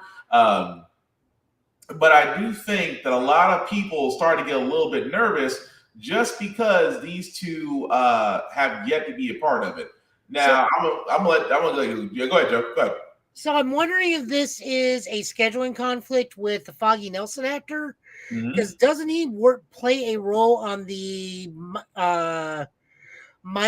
not quite Mighty Ducks series on Disney Plus too? He sporadically shows up. So I wonder if that's a conflict of scheduling on his part, because he is a Disney kid. Yeah. Like, he's been a Disney actor for a good amount of years. Yeah. The Karen, I have no idea. They may choose to make Elektra the focus, or they may put another one of Matt's love interests in this series, as opposed to, because, guys, I hate to say this, if you're not aware of what happens with Karen, it's probably better off she doesn't return. Yeah. If they're not going to address what happens with Karen. I mean, currently in the comics, Elektra is married to Daredevil, but that's the comics. Right. So I can understand why she may not come back, because, again, they may just want to focus on a different love interest. Yeah. That's had quite a few. The Foggy, it's potentially, like I said, could be conflict of scheduling, or it could be like the Ernie Hudson situation where they just haven't gotten to that point in production and they just haven't asked him back yet. And that's the thing, though, because again, they still have plenty of time. So I still think they're going to be a part of it. I just think that as of right now, it's going to be one of those, we're getting around to it, but like you said, different scheduling, different other projects. I mean, as actors, you gotta take the work as it comes along. Completely understand that. Also, another character change as well. Vanessa Fisk is actually going to be played by Sandra Holt, which again is a different person for the role of Vanessa of the Kingpin's wife. Again, it's not bad. I can live with that, just because I do believe that the previous actress did a very good job as Vanessa. But I'm not against that casting change, because I don't mean to sound very cold about this, but Vanessa didn't really stand out to me and again, this is still the earlier parts, because Vanessa didn't really get cold blood with the Kingpin so much later. So I think that's, as far as this character change, it's not a big thing. It's not like, she's not going to capture her essence or anything like that, but I think it'll be fine. But what do you think, Joe? I mean, just looking for these two pictures, these are two very different types of Vanessa. The first one is an I can save him. Yeah. The new one is I'm all in. Yeah, pretty much. But again, I'm not against that though. But I still think between the previous actor and actress, I think though that'll get solved. I don't think they're going to leave that hanging, especially considering that Daredevil Born Again. Again, spring 2024. We're still in 2023. We're still in the early parts of 2023, so I don't think it'll be all bad. But again, I'm not torn up about that. I think it'll work out exactly the way it should. So with that being said, we do have one last trailer before we move on to. Wait. We know who Daredevil's girlfriend's going to be in the new series if it goes forward the way it does. Yeah. It's Jennifer Walters. Yeah. I just completely forgot that. I was like, oh, wait. We already did cast the girlfriend. Yeah. She said I can smash a lot of things, including that Murdoch. But yeah, she did. But yeah, she definitely did that. But before we get on to our comic book pulls, because I do have some questions, especially about Scarlet Witch, because they slick did King Arthur, but I'm gonna leave that there. Anyway, Mobile Suit Gundam, The Witch from Mercury. If you have not seen the series on Crunchyroll, again, me and Joe both highly recommend it. If the first episode doesn't grab you, I don't know what else to tell you. But the slap will get you. Huh? The slap will get you. Yeah, at least that. But anyway, they did actually drop the season 2 trailer, and here it is. あなたは進める子でしょ？今行くよ。ミオリネさん。逃げずに進んだら逃げるよりいっぱい手に入るんです。私はスレッタが勝つって信じてるよ。誰の思いも背負ってない奴が邪魔してんじゃねえ。僕には何もないと思っていたけど、そうじゃなかったんだ。俺はスレッタ・マーキュリーに進めていない。君からガンダムと花嫁を奪い取る。私が逃げなくてよくなったのはあんたのおかげなの。今みんなを救えるのはあなたたちだけよ。進める。進んできた。逃げたら一つ。進めば二つ。ガンダムは暴力マシーンだってこと、お姉ちゃんに教えてあげるね。最初からずっと流れさより金属変状にバキを取り囲んで寂しいとか。いつまで見る気よ、クソ親父。大丈夫です。私とエアリアルがついてますから。この学園から出て行って。父さんを引きずり込むよ、俺の計画に。むざむざ死ぬのはごめんだよ。アシアのくせにヘラヘラと。目どもでやられたまま黙ってろってのかよ。お前が来てからおかしくなったんだ。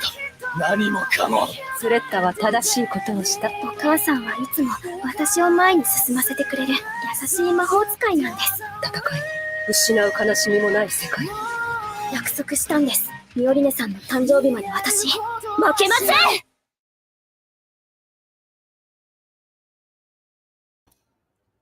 Okay, and that was the trailer for season 2 of, as you can see, Mobile Suit Gundam, The Witch from Mercury, and the infamous slap. This also shows the new theme song, Slash. And I believe it premieres April 9th. Yep. I just couldn't get past the hand. It's like I just can't get. We're horrible. I just can't get past the smile. The smile she had. We are not traumatized by the horrors of war on the Get Bit podcast. We overly indulge them due to anime. It's just the smile she had at the end of that. That will always stick with me. Oh, God. But yes, April 9th. I didn't double check that real quick. April 9th is definitely when season 2 comes out. Available on Crunchyroll. Season 1 is already available on Crunchyroll. So again, I highly recommend that. As we're about to go into our comics, again, Jaime no Ippo, if you have not seen it, you should. I'm trying to think of other animes that a lot of people are really surprised about. Attack on Titan, please do not watch the final season. Go back and watch the beginning first. Because yeah, you guys have been gaslit enough on that whole season. I mean, you're just watching a boy become Hitler at this point. Well, I mean, technically, he did warn them. He did warn them. So did Hitler. I'm going to wave at that one as it passes me by. I'm waving at that as it passes me by. But no, it's just, it's one of those things where I keep saying, guys, there's really a lot of great anime out there. Share it if you know it, or if there's ones that you believe people will like, go for it. Like, I was just telling a friend of mine about Sacred, and it's like, Sacred's another good one if you don't know about it, but if you got lucky enough to catch it on Toonami, because Toonami did air some episodes. It didn't air all of them, but it did air some. But again, it's one of those ones where it is definitely interesting. Someone did High School DD, and I'm like, You might want to check that before you start watching it. All you got to do and just say this, like, sir, you're clearly there for the plot. Because he told me, I was like, you okay? I'm not judging. There's no judgment. There really isn't, if that's your thing.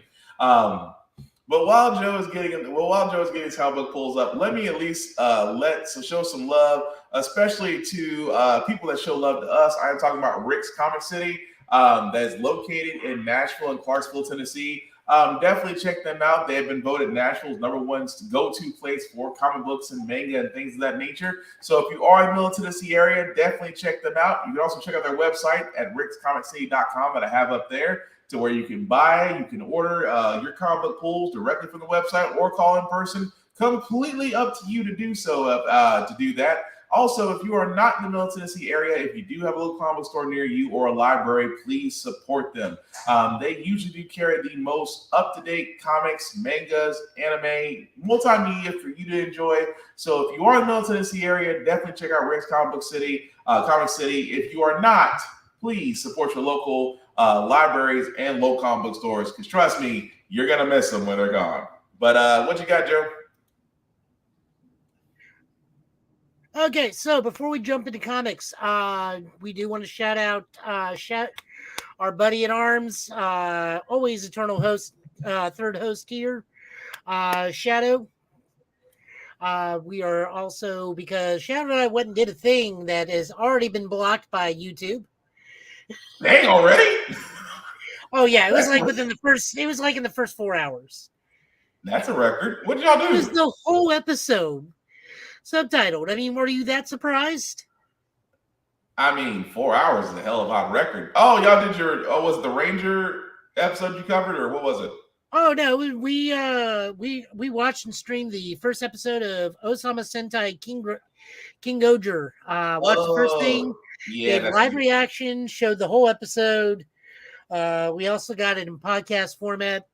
I went and bought a King O caliber like right after the episode. So now that's a hefty thing. It's for you it's a short sword. For me, it's a normal sword. Jesus, but okay. It's a 520 centimeters long. Dang. That is a good God. Okay.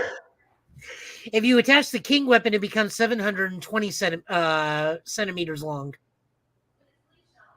Wow. Okay. So, I went and bought my first morpher almost immediately. It is also affectionately called by us as the Boppet sword.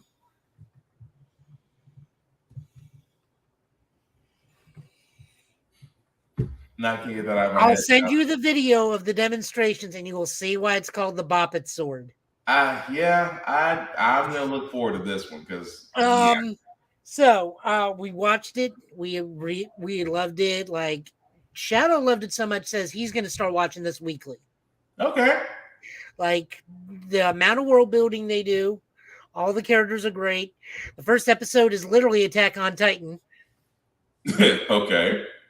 The main bad guys it's bugs versus bugs. It's evil bugs versus good bugs because all the King Ogers are all bug based. Okay. Their rival empire is the Bugnarok Empire, where the main villain is an earthworm, evil earthworm, which I will always make earthworm Jim jokes. Each king has not only their own kingdom, but their own squires. There's our first main team Purple Ranger, our very first trans ranger, possibly. Okay. Or maybe not trans, but maybe gender neutral or non-binary ranger. Okay.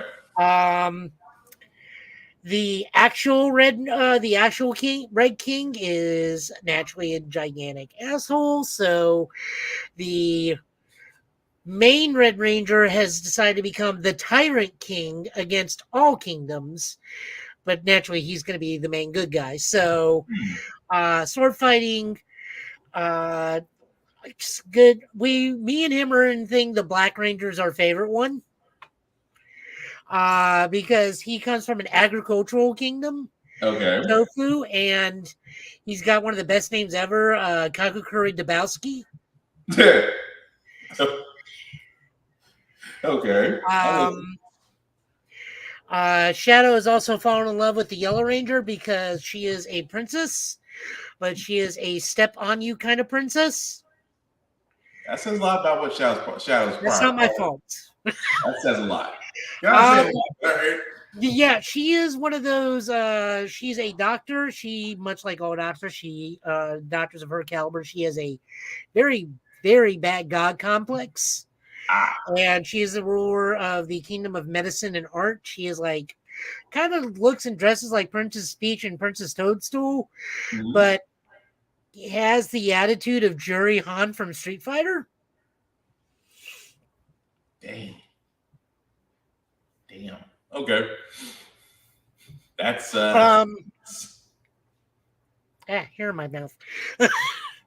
The Blue Ranger is, what if Kuwabara was a technological genius? Like, he even has the Kuwabara Pompadour, but it's blue. So we're just now going to call him Blue Abara. Oh, God. That would be interesting. He is the king. His kingdom is of technology. And the way he got to be king is he was a kid in the slums who lied, cheat, steal, and invented his way to becoming king of the kingdom. He's Usopp.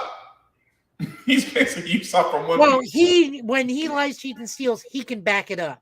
Okay, then never mind. Then he's not Usopp. Never mind. Like, we get to see the Megazord.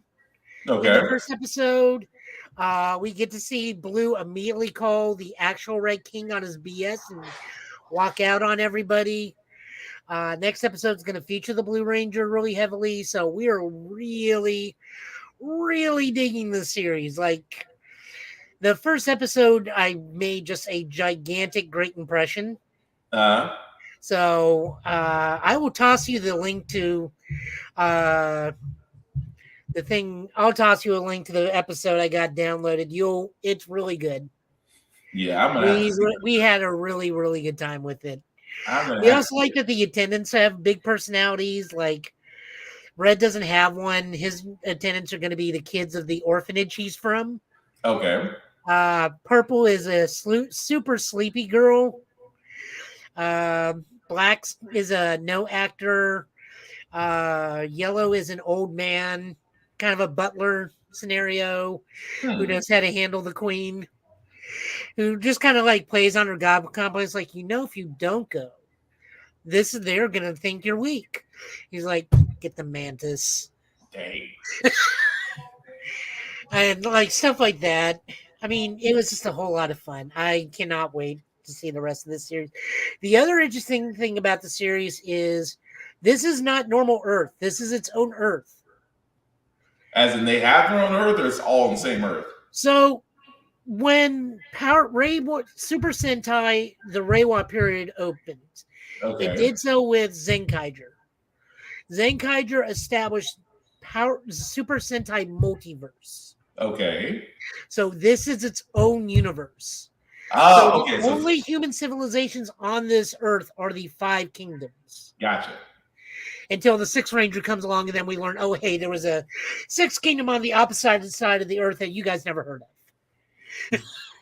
They have to introduce the Rangers somehow, some way, but wow. But okay. No, but they also established in the opening of the thing that the Rangers are 5 great warriors that ascended to the rank of king during the first invasion, and these are their descendants. Gotcha.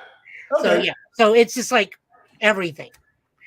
It was a lot of fun. We had a lot of fun.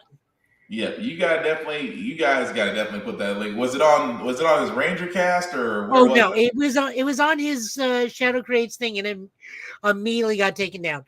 The full episode for you, it's on the Google Drive. Okay, cool. I'm gonna look that up. I can just Google Drive the first episode to you. We are not about pirating. We are not about pirating on this podcast. We really are not.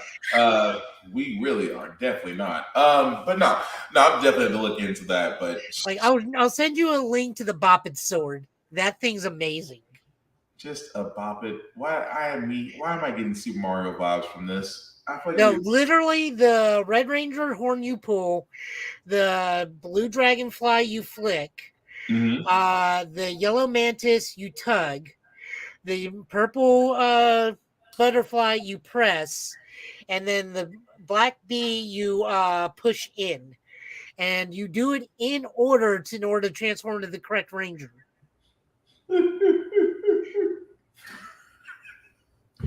Why do I feel like this could go horribly, horribly wrong? I'll show you one of the demonstration videos before we leave tonight. It is the best sword ever. It's like the best morph forever. It's why I immediately went and bought it. I feel like it go horribly wrong. Like Shadow's like, I got wrist bracers. Me, I got a sword. I got a bopping sword. I just feel like you go horribly wrong. But all right, I'm sorry. No, you're. I'm just thinking about the fact of how that would go. Just laughing my tail off right now. But I'm sorry. Okay. Okay. I see I'll it. do the demo video after we're done. All right, comics this week. First comic is Donna DC, The Adventures of Superman, Jonathan Kent. This is written by Tom Taylor, art by Clayton Henry, and colors by Jordi Belair. And this is the continuing story of Superman's son, John Kent. The whole premise of this is, as it says, The Road to Injustice. The whole premise of this book is Ultraman is tripping through the multiverse, killing Superman. John has to go to the Injustice universe to recruit Injustice Superman to help face off against Ultraman. Although I do love the fact that they're kind of hinting at a different power he's getting. Like, yes, so this is the other thing is John is getting the electric blue Superman powers. Yeah. Which, honestly, I kind of think is super cool because that lets Clark be Clark and lets John get, John gets his dad's old powers from the 90s, but it makes him a different Superman. Yeah. Which, again, I dig. The fact that they had Val Zod and Red Tornado. Red Tornado. That was my favorite thing is where Val thanks John's like, thank you for not immediately jumping to conclusions and causing a fight. And John's like, no, I mean, I've always been a talk first, punch later. Plus, superheroes fighting superheroes under misconception just belittles both of us. That the truth. That's why I was like, when you sat there and said, I was like, Rip, thank you for not immediately going to fight mode. That was funny. That was my favorite thing is where he just like, no, supervillains or superheroes fighting supervillains under simple misconception. It just demeans and belittles the both of us. Yeah. Although the whole thing about Red Tornado, it's like, oh yeah, I'm Lois Lane because my Superman was killed. I was like, okay, Lois Lane being Red Tornado. That's different. But no, I do like the fact of just, the fact that Ultraman being around and that you would need John. It's like, well, we can't call your dad because if we called your dad, he's pretty much DOA. So we need you. Which I do love the fact of that. So it's a great setup, even though this is issue number 1. This is still a great setup to the story because, yes, as Joe had called out so long ago, we are getting an Injustice again.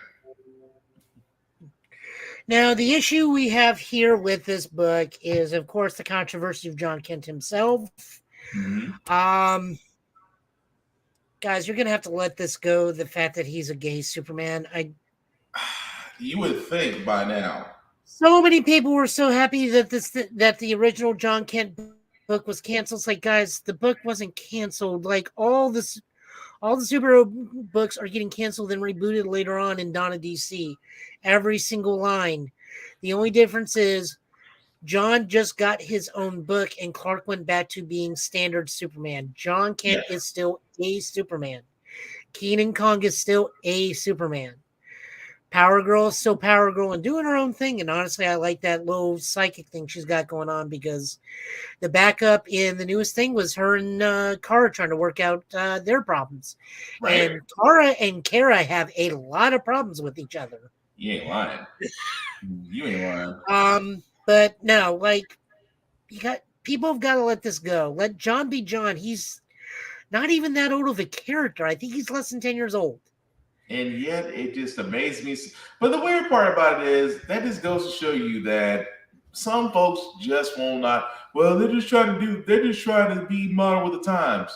Yeah, as they should.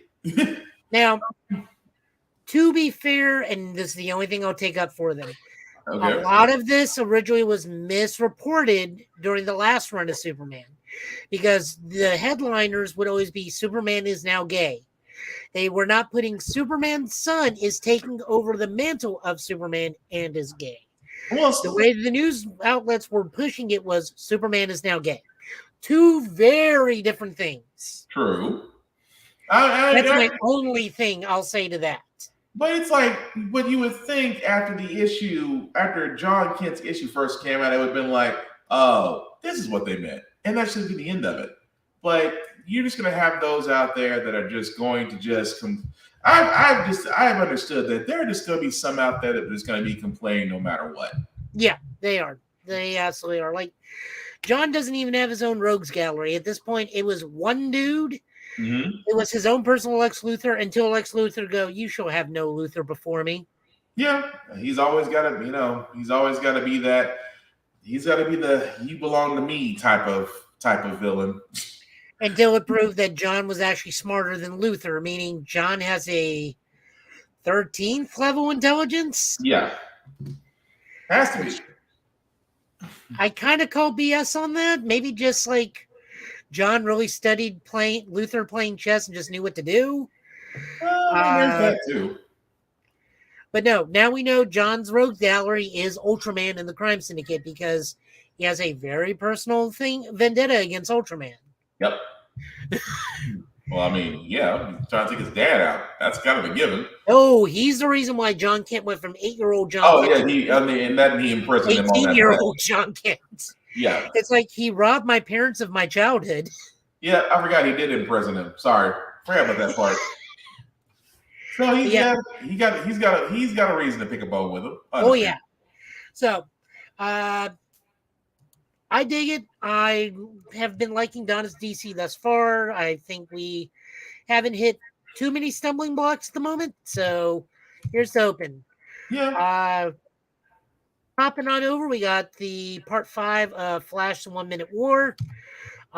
This is written by Jeremy Adams, pencils by Roger Cruz, inks by Wellington Diaz, Roger Cruz, colors by Luis Guerrero. We're just picking up where we left off with 1 Minute War. Unfortunately, looks like Wally has been killed in doing a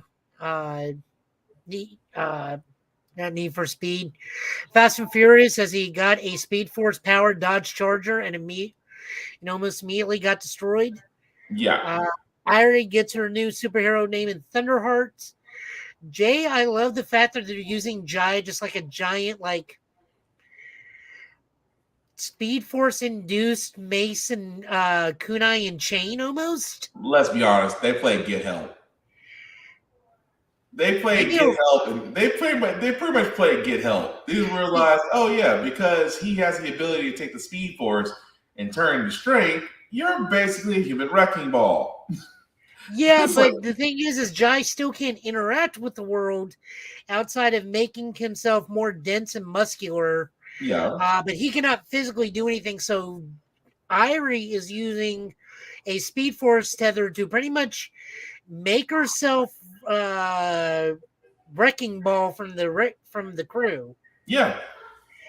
I also like that Superman has just enough power and speed to at least clamp down on Tails. That was funny. That part. That's all Superman can do because he's not as fast as the Flash family. It's just enough to help. That whole part was just quick enough just to take the hands. Dang. And of course, we're getting very upset Barry Allen, but he's like, I got it, guys. Time travel backwards before this happened. I'm just like, God damn it, Barry. That's always the answer.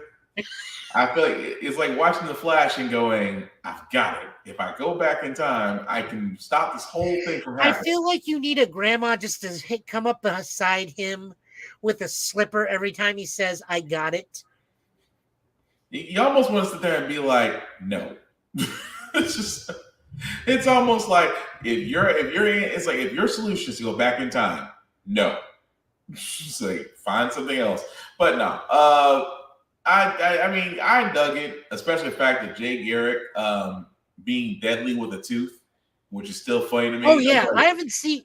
I wonder when was the last time I saw that. Oh, I remember it was Ultimate Hawkeye with the paperclip. Yeah, I was like, he is deadly with a tooth. Jesus.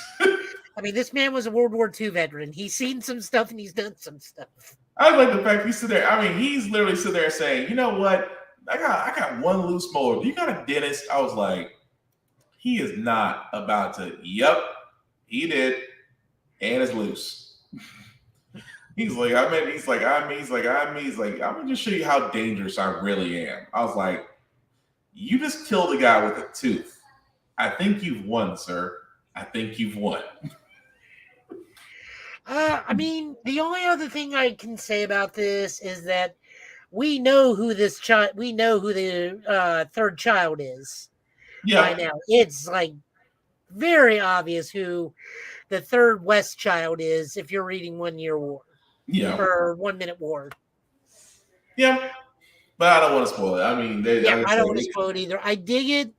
I think it's going to be wrapping up soon. I think in the next 2 issues or something. Well, yeah, because I think it's a 7-part series, so we got 2 more. The other weird thing is also there was another flashback that came out. It's a comic book that has the last 4 issues combined into one book. Interesting. Which kind of struck me as super weird. Kind of a half trade. That's weird to do for it. I thought it was a one shot, and then I started reading. It's like this is just the last bit of the books. It's like, okay, that's weird. Yeah. No, I'm sorry. Go ahead. I was just saying that just seemed super weird. Yeah, I'll give you that. Moving on, we got Static Shadows of Dakota #2. This is written by Nicholas DePerivy and art by Vita Aliyah. There is no credits page because they actually put the credits on the front of the page on the cover for a change. Iman is still terrifying, and this is slowly tripping into body horror sometimes. Yeah, which I can't blame him for, but I do like the fact that it is taking Stack a different way as far as him mentoring. I was trying to put the Quincy kid somewhere. I was like, what is this? Yeah, is that supposed to be like Iman's little brother or something? I was going to ask you. I want to say it is, but I'm not 100% sure. Did he? No. Iman had a cousin in the animated series, right? Wasn't it Rubber Band Man? But his cousin's name was Quincy, too. Was it? Yeah, in the animated series it was. But it was Rubber Band Man, right? Because he was the one that was dating Static's sister. Yeah, it was Rubber Band Man, but his name was Quincy. So that's what makes me think if we're following the animated series, is Quincy basically gonna be his cousin? I mean, his relative, but if so, is he Rubber Band Man? But I don't know. That's like I'm kind of spitballing on that right now. Yeah, I mean, this was a good book. I really, really like it. As I said before, Static is a very pivotal character to a lot of us growing up, myself included. I like that we got some of the other Boom Babies. That one dude, I still could not tell. The one dude in the gym, I could not tell if he was a good guy or a bad guy sometimes. The one that grew into a golem type? Yeah, I could not tell if he was a good guy or a bad guy. I think he's kind of in between. I want to say he's a bad guy, but he's not full over.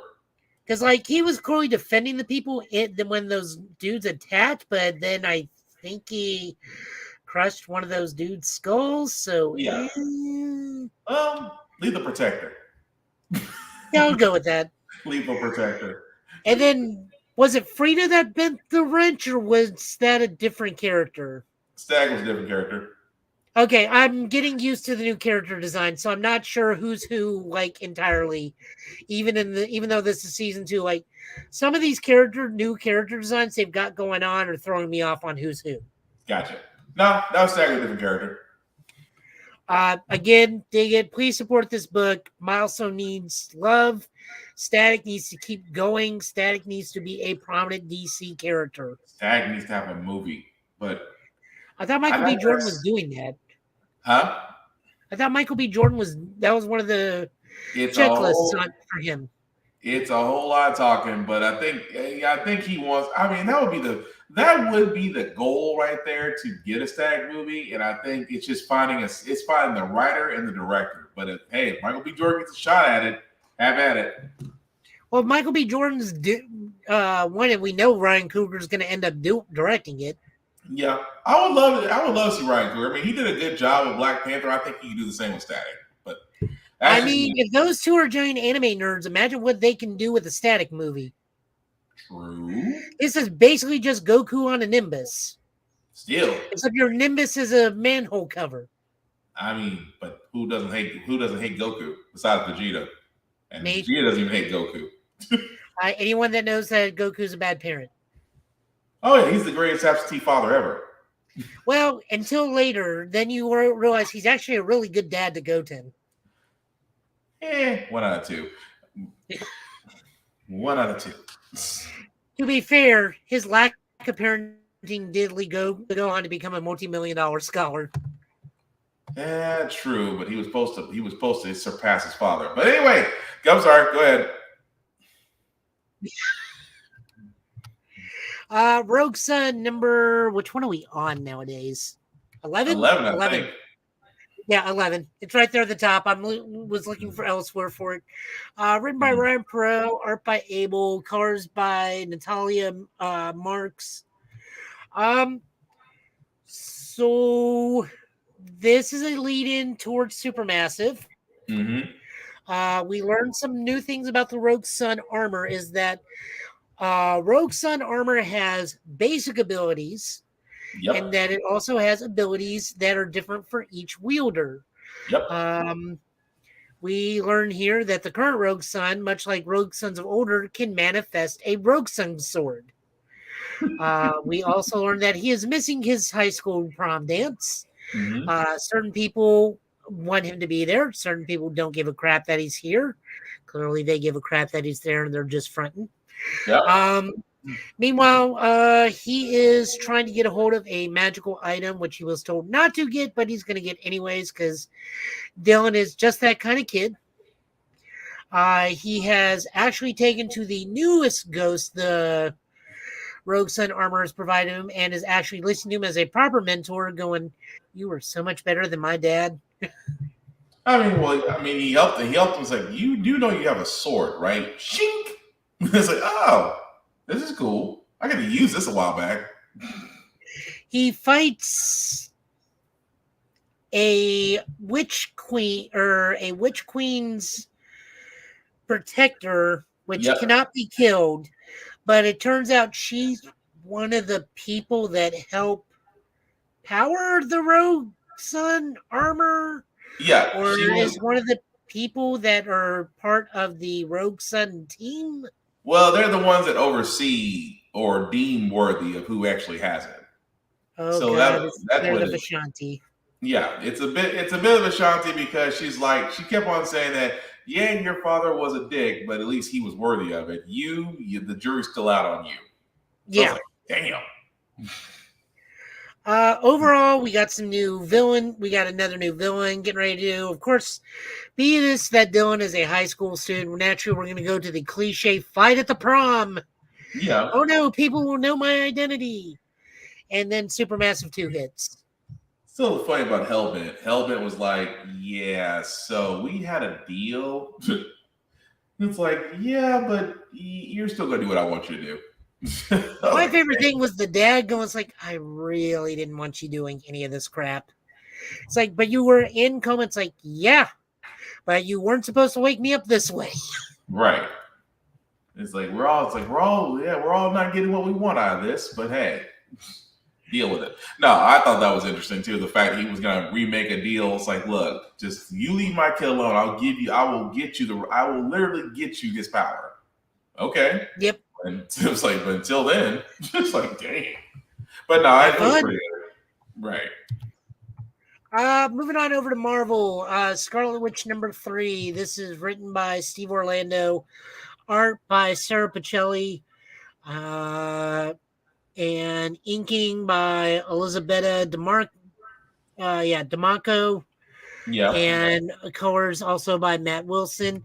This was an interesting one. I kind of dug this because I do dig when Wanda teams up with her siblings, most notably Polaris, but I'm also very biased because I'm a big Polaris fan.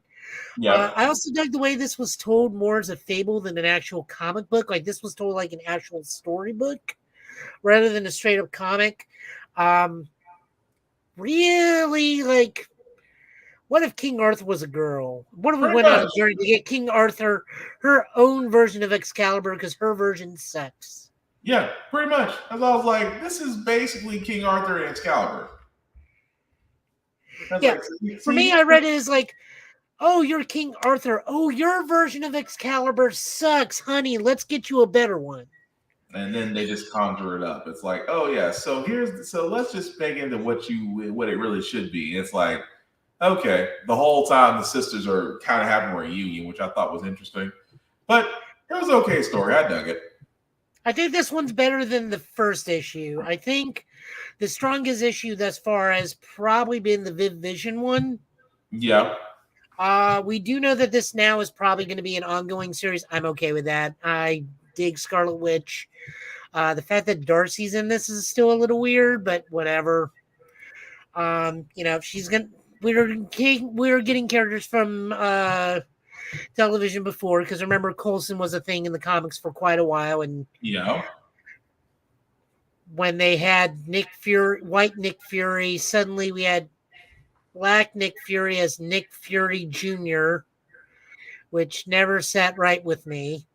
But now Nick Fury is gone, white Nick Fury is gone, and Nick Fury Jr. is just now standard Nick Fury. Yeah. Thank God. We've moved from David Hasselhoff to Samuel L. Jackson as God intended. That's still funny. Just this book, I dig it. Artwork is fantastic. Again, reads like a storybook as opposed to a comic. I'm okay with that. What little comic book this does have, I'm fine with. As I already said, big Polaris fan. I like seeing her. I love that she's still like this fashionista kind of boutique kind of thing. Hipster. Yeah, kind of a bougie. She's just kind of a bougie mutant superhero. Yeah. My favorite was still that she complained about someone spilling her flat white, then puppeteering Laura against other people and using her just as a giant blender against robots. I mean, that endears me more to her. And Wanda, I mean, Wanda's just Wanda. Wanda's fantastic. Very few times have I read a bad Wanda book. Yeah. It was interesting. That's why I was like, I kind of had to read it that way. I was like, okay, so this is basically Excalibur. So I can roll with this. But yeah, I really like the fact they did kind of have a little mini reunion, which kind of leads me to wonder, like, okay, this is leading to something else. But no, it was good. I'm sure all three of the Maximoff children are, well, let me rephrase that because technically Polaris is not a Maximoff. All three of Magneto's kids. Yeah. That he claims ownership of. Yeah. We'll probably get together at some point and have a big crossover between all three of the kids. Pretty much. And I'm also fairly certain we will have Billy and Tommy make an appearance in this book too, because you're not going to have a Scarlet Witch series without at least one cameo from her kids. Of course. We're definitely going to see that. Moving on to the finale tonight, I think. We may have one more, I'm not sure. Yeah, one more. For that one, definitely one more. X-Men number 20. This is written by Jerry Duggan with art by Stefano Castellini. Art colors by Federico Blee. We just have more fallout from the Brood. They find Brew. I like that Magic is now dancing with little broodlings that are doing Thriller. Yeah, that was funny. It doesn't take much to make Magic happy, but it's just small joys for her. But we also go ahead. Go ahead. Go ahead. No, I was going to say because you're about to get to the point I'm about to make, but go ahead. You're about to say it. They're now fighting on a three-way front now because the Brood are doing bad things because of one thing. Jean and Magic and Brew have to fight something else. Forge and M are still doing Space Odyssey 2001 stuff. Pretty much. This is still all happening before Sins of Sinister. I don't even think X-Men proper is going to touch Sins of Sinister. They may just make one of, whoo, that was a thing. I'm trying to figure out how that certain character got evolved into this. That's all I was like, really? As many times that name has been said, this is where you pop up? Okay. Which one are we talking about? Nightmare? Nightmare. Oh, no. We know exactly why he's doing that. He's paying Jean back for the little mental dominance she smacked him down with during the Halloween issue. Oh, yeah. This is get back for that. But I was like... Oh, yeah. This is just pettiness. Yeah. Because Brew's like, wait a minute. They're always under my control. Okay, you sleep, friend. You sleep now. And then Nightmare's like, yeah, so... Remember Halloween? Remember Halloween? You know how petty I am? I'm coming back at you almost 6 months later. And then the last part still killed me. I'm like, really? Wilson Fisk? Yeah, that was the other thing that threw me off because this actually does tie into Daredevil because at the end of Devil's Reign, we do see Typhoid Mary and Wilson Fisk to sail off on a boat. We just didn't realize that the boat was heading towards Krakoa and that Wilson Fisk can claim legal residency on Krakoa because he's married to Typhoid Mary. That is still crazy. And he is still petty against Emma Frost, and Emma Frost like, fuck all my lives. It's just the whole thing is like married to Typhoid Mary got him citizenship to Krakoa. And it's like, wow. And the only thing they're there to do is screw with Emma Frost, which is just a bad idea in general. You would think. You would think so, and yet he'll find a way. Life finds a way.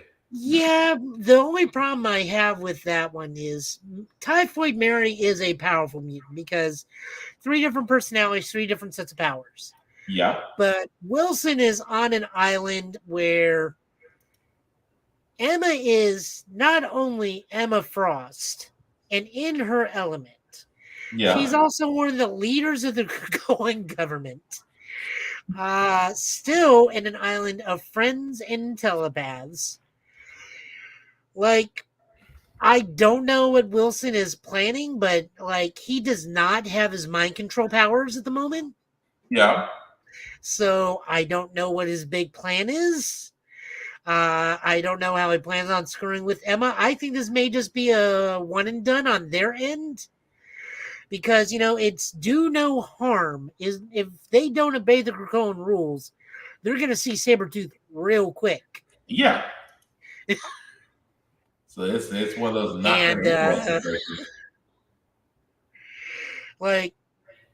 they have no and remember, death is a revolving door on this island. So all this is going to do is if he kills Emma, this is just going to make her come back super pissed.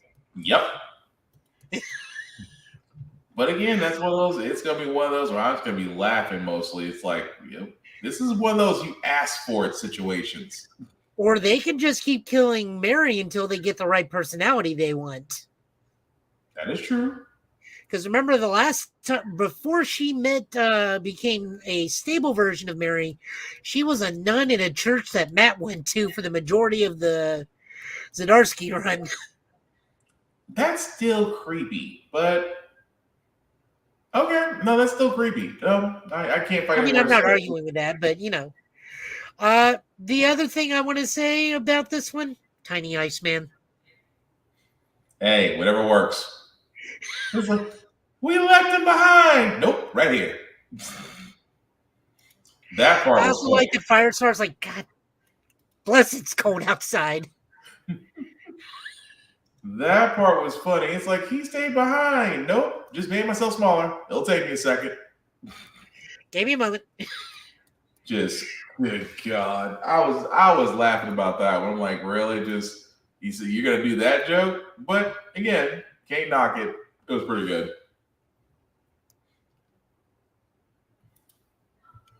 Yep. So that's all the comics we have to look at. I will say, okay, so I still hurt myself by reading Spider-Man. And we have now entered the phase, and we're not covering this book. This is one of those things where I'm going to peek in to see if it's done and over with. So they have finally revealed what is actually caused Peter and MJ and the whole breakup and the whole Spider-Man thing. Okay. It is some petty shit. So, do you remember the last big event where Asgard invaded all of New York and the Frost Giants and whatnot? Yeah. Yeah, it's some minor god of the Ice Giants who is just petty and wants revenge on Spider-Man for like no reason. Interesting. So it is an Asgardian. It is a curse from the Ice Giants, which has separated Peter and MJ and given MJ her own husband and children, possibly. So these could be magic Nord constructs, like how Mike Murdoch was a thing. That is okay. It's interesting, but okay. So yeah, apparently all this is happening because somebody was a sore. One of the ice gods, or one of the gods of the Ice Giants, was a sore loser. Is what I'm getting. Gotcha. We waited a half a year and been gaslighted this long to say someone's a sore loser. Still funny though. Hey, that if you think about it, that's Hellfire planning. That you got to hold on to some. You got to hold on to some hateful hate to get that far. Let's just be honest. I'll check back in a couple months on this book, but I'm not looking forward to anything. And apparently, the Dan Slott Spider-Man book is where it get like stupid things, like someone cut Moreland with the dagger of undoing, and all the Spider-Mans he ever drained has leaped out of his body. Interesting. So that means the Marvel vs. Capcom Spider-Man is now alive and well again. Interesting. That really And is. the Spider-Man and his amazing friend Spider-Man is alive and well aware of the horrors that his whole family was murdered by Morlun. Damn. That's almost a good night, everybody. Well, that's almost a good night, everybody. Well, that'll do it for the comics. So, Joe, thank you for that. As we're about to wrap up, guys. So, Joe, anything new you got on the horizon you let people know about, sir? I'm still doing Marvel Midnight Suns every so often on Twitch. Excuse me. I just got Hulk back. I think I'm towards Endgame. I did pick up the Venom and Deadpool DLC. It's enjoyable. I like that Eddie has his own little corner in the Abbey where he does news broadcasting and is constantly obsessing over vampire invasions in Brooklyn, which is actually happening in the game. Wow. I like that they fight Dracula, and one of Eddie's things like, I didn't expect Dracula to look like Dracula. It's like, what did you think he was going to look like? It's like, not like that, not like the movies, but he really does look like the movie version of himself. I thought it was a Nicolas Cage moment. I feel like it's a Nicolas Cage moment on that note. Other than that, just work. At some point, I'll shoot a Battle Spirits video. It's just work's taking a lot out of me right now. Oh. I'm very tired. I get it. Trust me. I understand. No, that's really about it. At some point, I'll shift over. I'm just waiting to see what I'll play next. I have a Chinese action RPG that was on sale that I picked up that I will try and play and see what that's like. Mm-hmm. I don't really know too much about it. Just kind of looked like an decent action RPG, and China's been putting out pretty solid action video games. So I thought, what the heck? It's on sale for $29.99 from $79.99. So I didn't take it as it being bad and being on discount. I just took it as like, this is the only way anyone's going to pay attention to this game. So why not give it a shot? Fair point. Can't knock that. Okay. No, I thought about games I was looking forward to, but that's a whole nother. That's a whole nother can of worms. But that being said, guys, you definitely can catch Joe on his YouTube page at Total Justice Gaming. You can also catch him on his Twitch page at Joe Chai last name. And of course, from his mini cosplays, as you go on the National Scarlet Spider of him and our esteemed colleague Shadow, basically cosplayed Nick Fury and Baron Zemo. I think Shadow got the better deal of that one personally, although you did sit there and tell him I told you on the shots. Aside from that, guys. That was a photo I actually directed, and I wanted Shadow to be the main focus on that one. Well, you got a future, sir. That's all I'm gonna say. Especially the shot and the direction, I thought was pretty cool. But as far as me, guys, of course, Black Spartan, of course, I also go by Blackbox447 on all social media. I usually do reviews and everything that I write, that I watch, that I play, and read and gym stuff because I have recently moved. So I realize as I get older, I need to take more time to recover. So I will be back in the gym next week. I cannot freaking wait for that. Of course, you can find me as I usually post everything there. I also do a wrestling column for Blurred's Eye View. Why wrestling? Because wrestling is real and people are fake. Because I am really looking forward to what they're doing with this Bloodline story as it's climaxing. I just hope it doesn't take over Cody Rhodes. Because let's be honest, he is probably going to get the belt at WrestleMania at this point. But that's neither here nor there.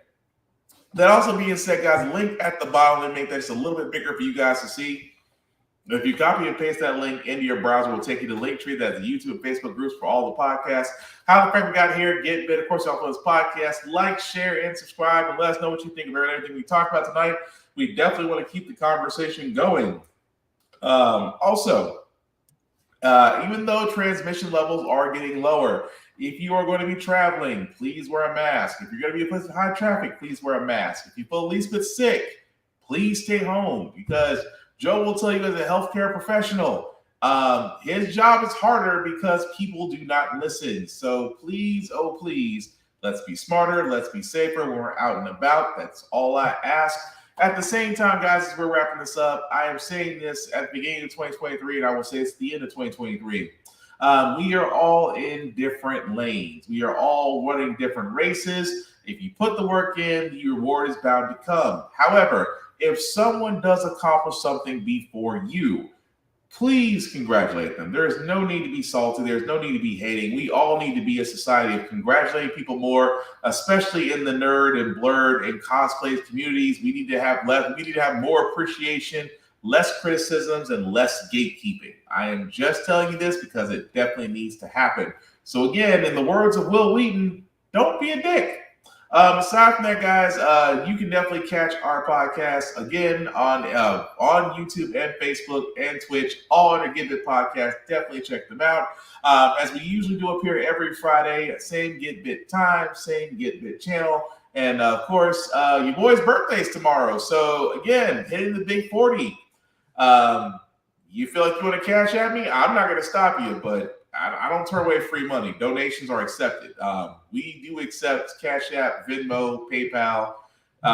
We turn away no donation.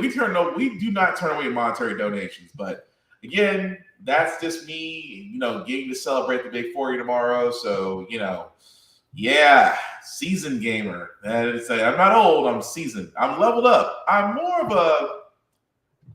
a Sephiroth that people can appreciate, except without the murderous need to kill everybody. Let's go with that.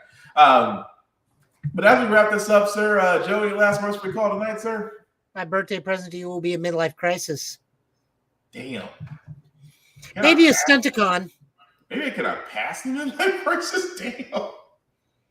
Well, we both know it's not. Well, maybe it'll be a midlife crisis and a fast car because I think I got his extra Stunticon I can give to you.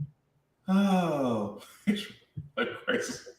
That's going to be the clip for the show. That being said, guys, he's been Joe. I've been Will. This has been the Give It Podcast tonight. Please take care of yourselves and each other, and we'll all get through this. Have a good weekend, guys. Peace.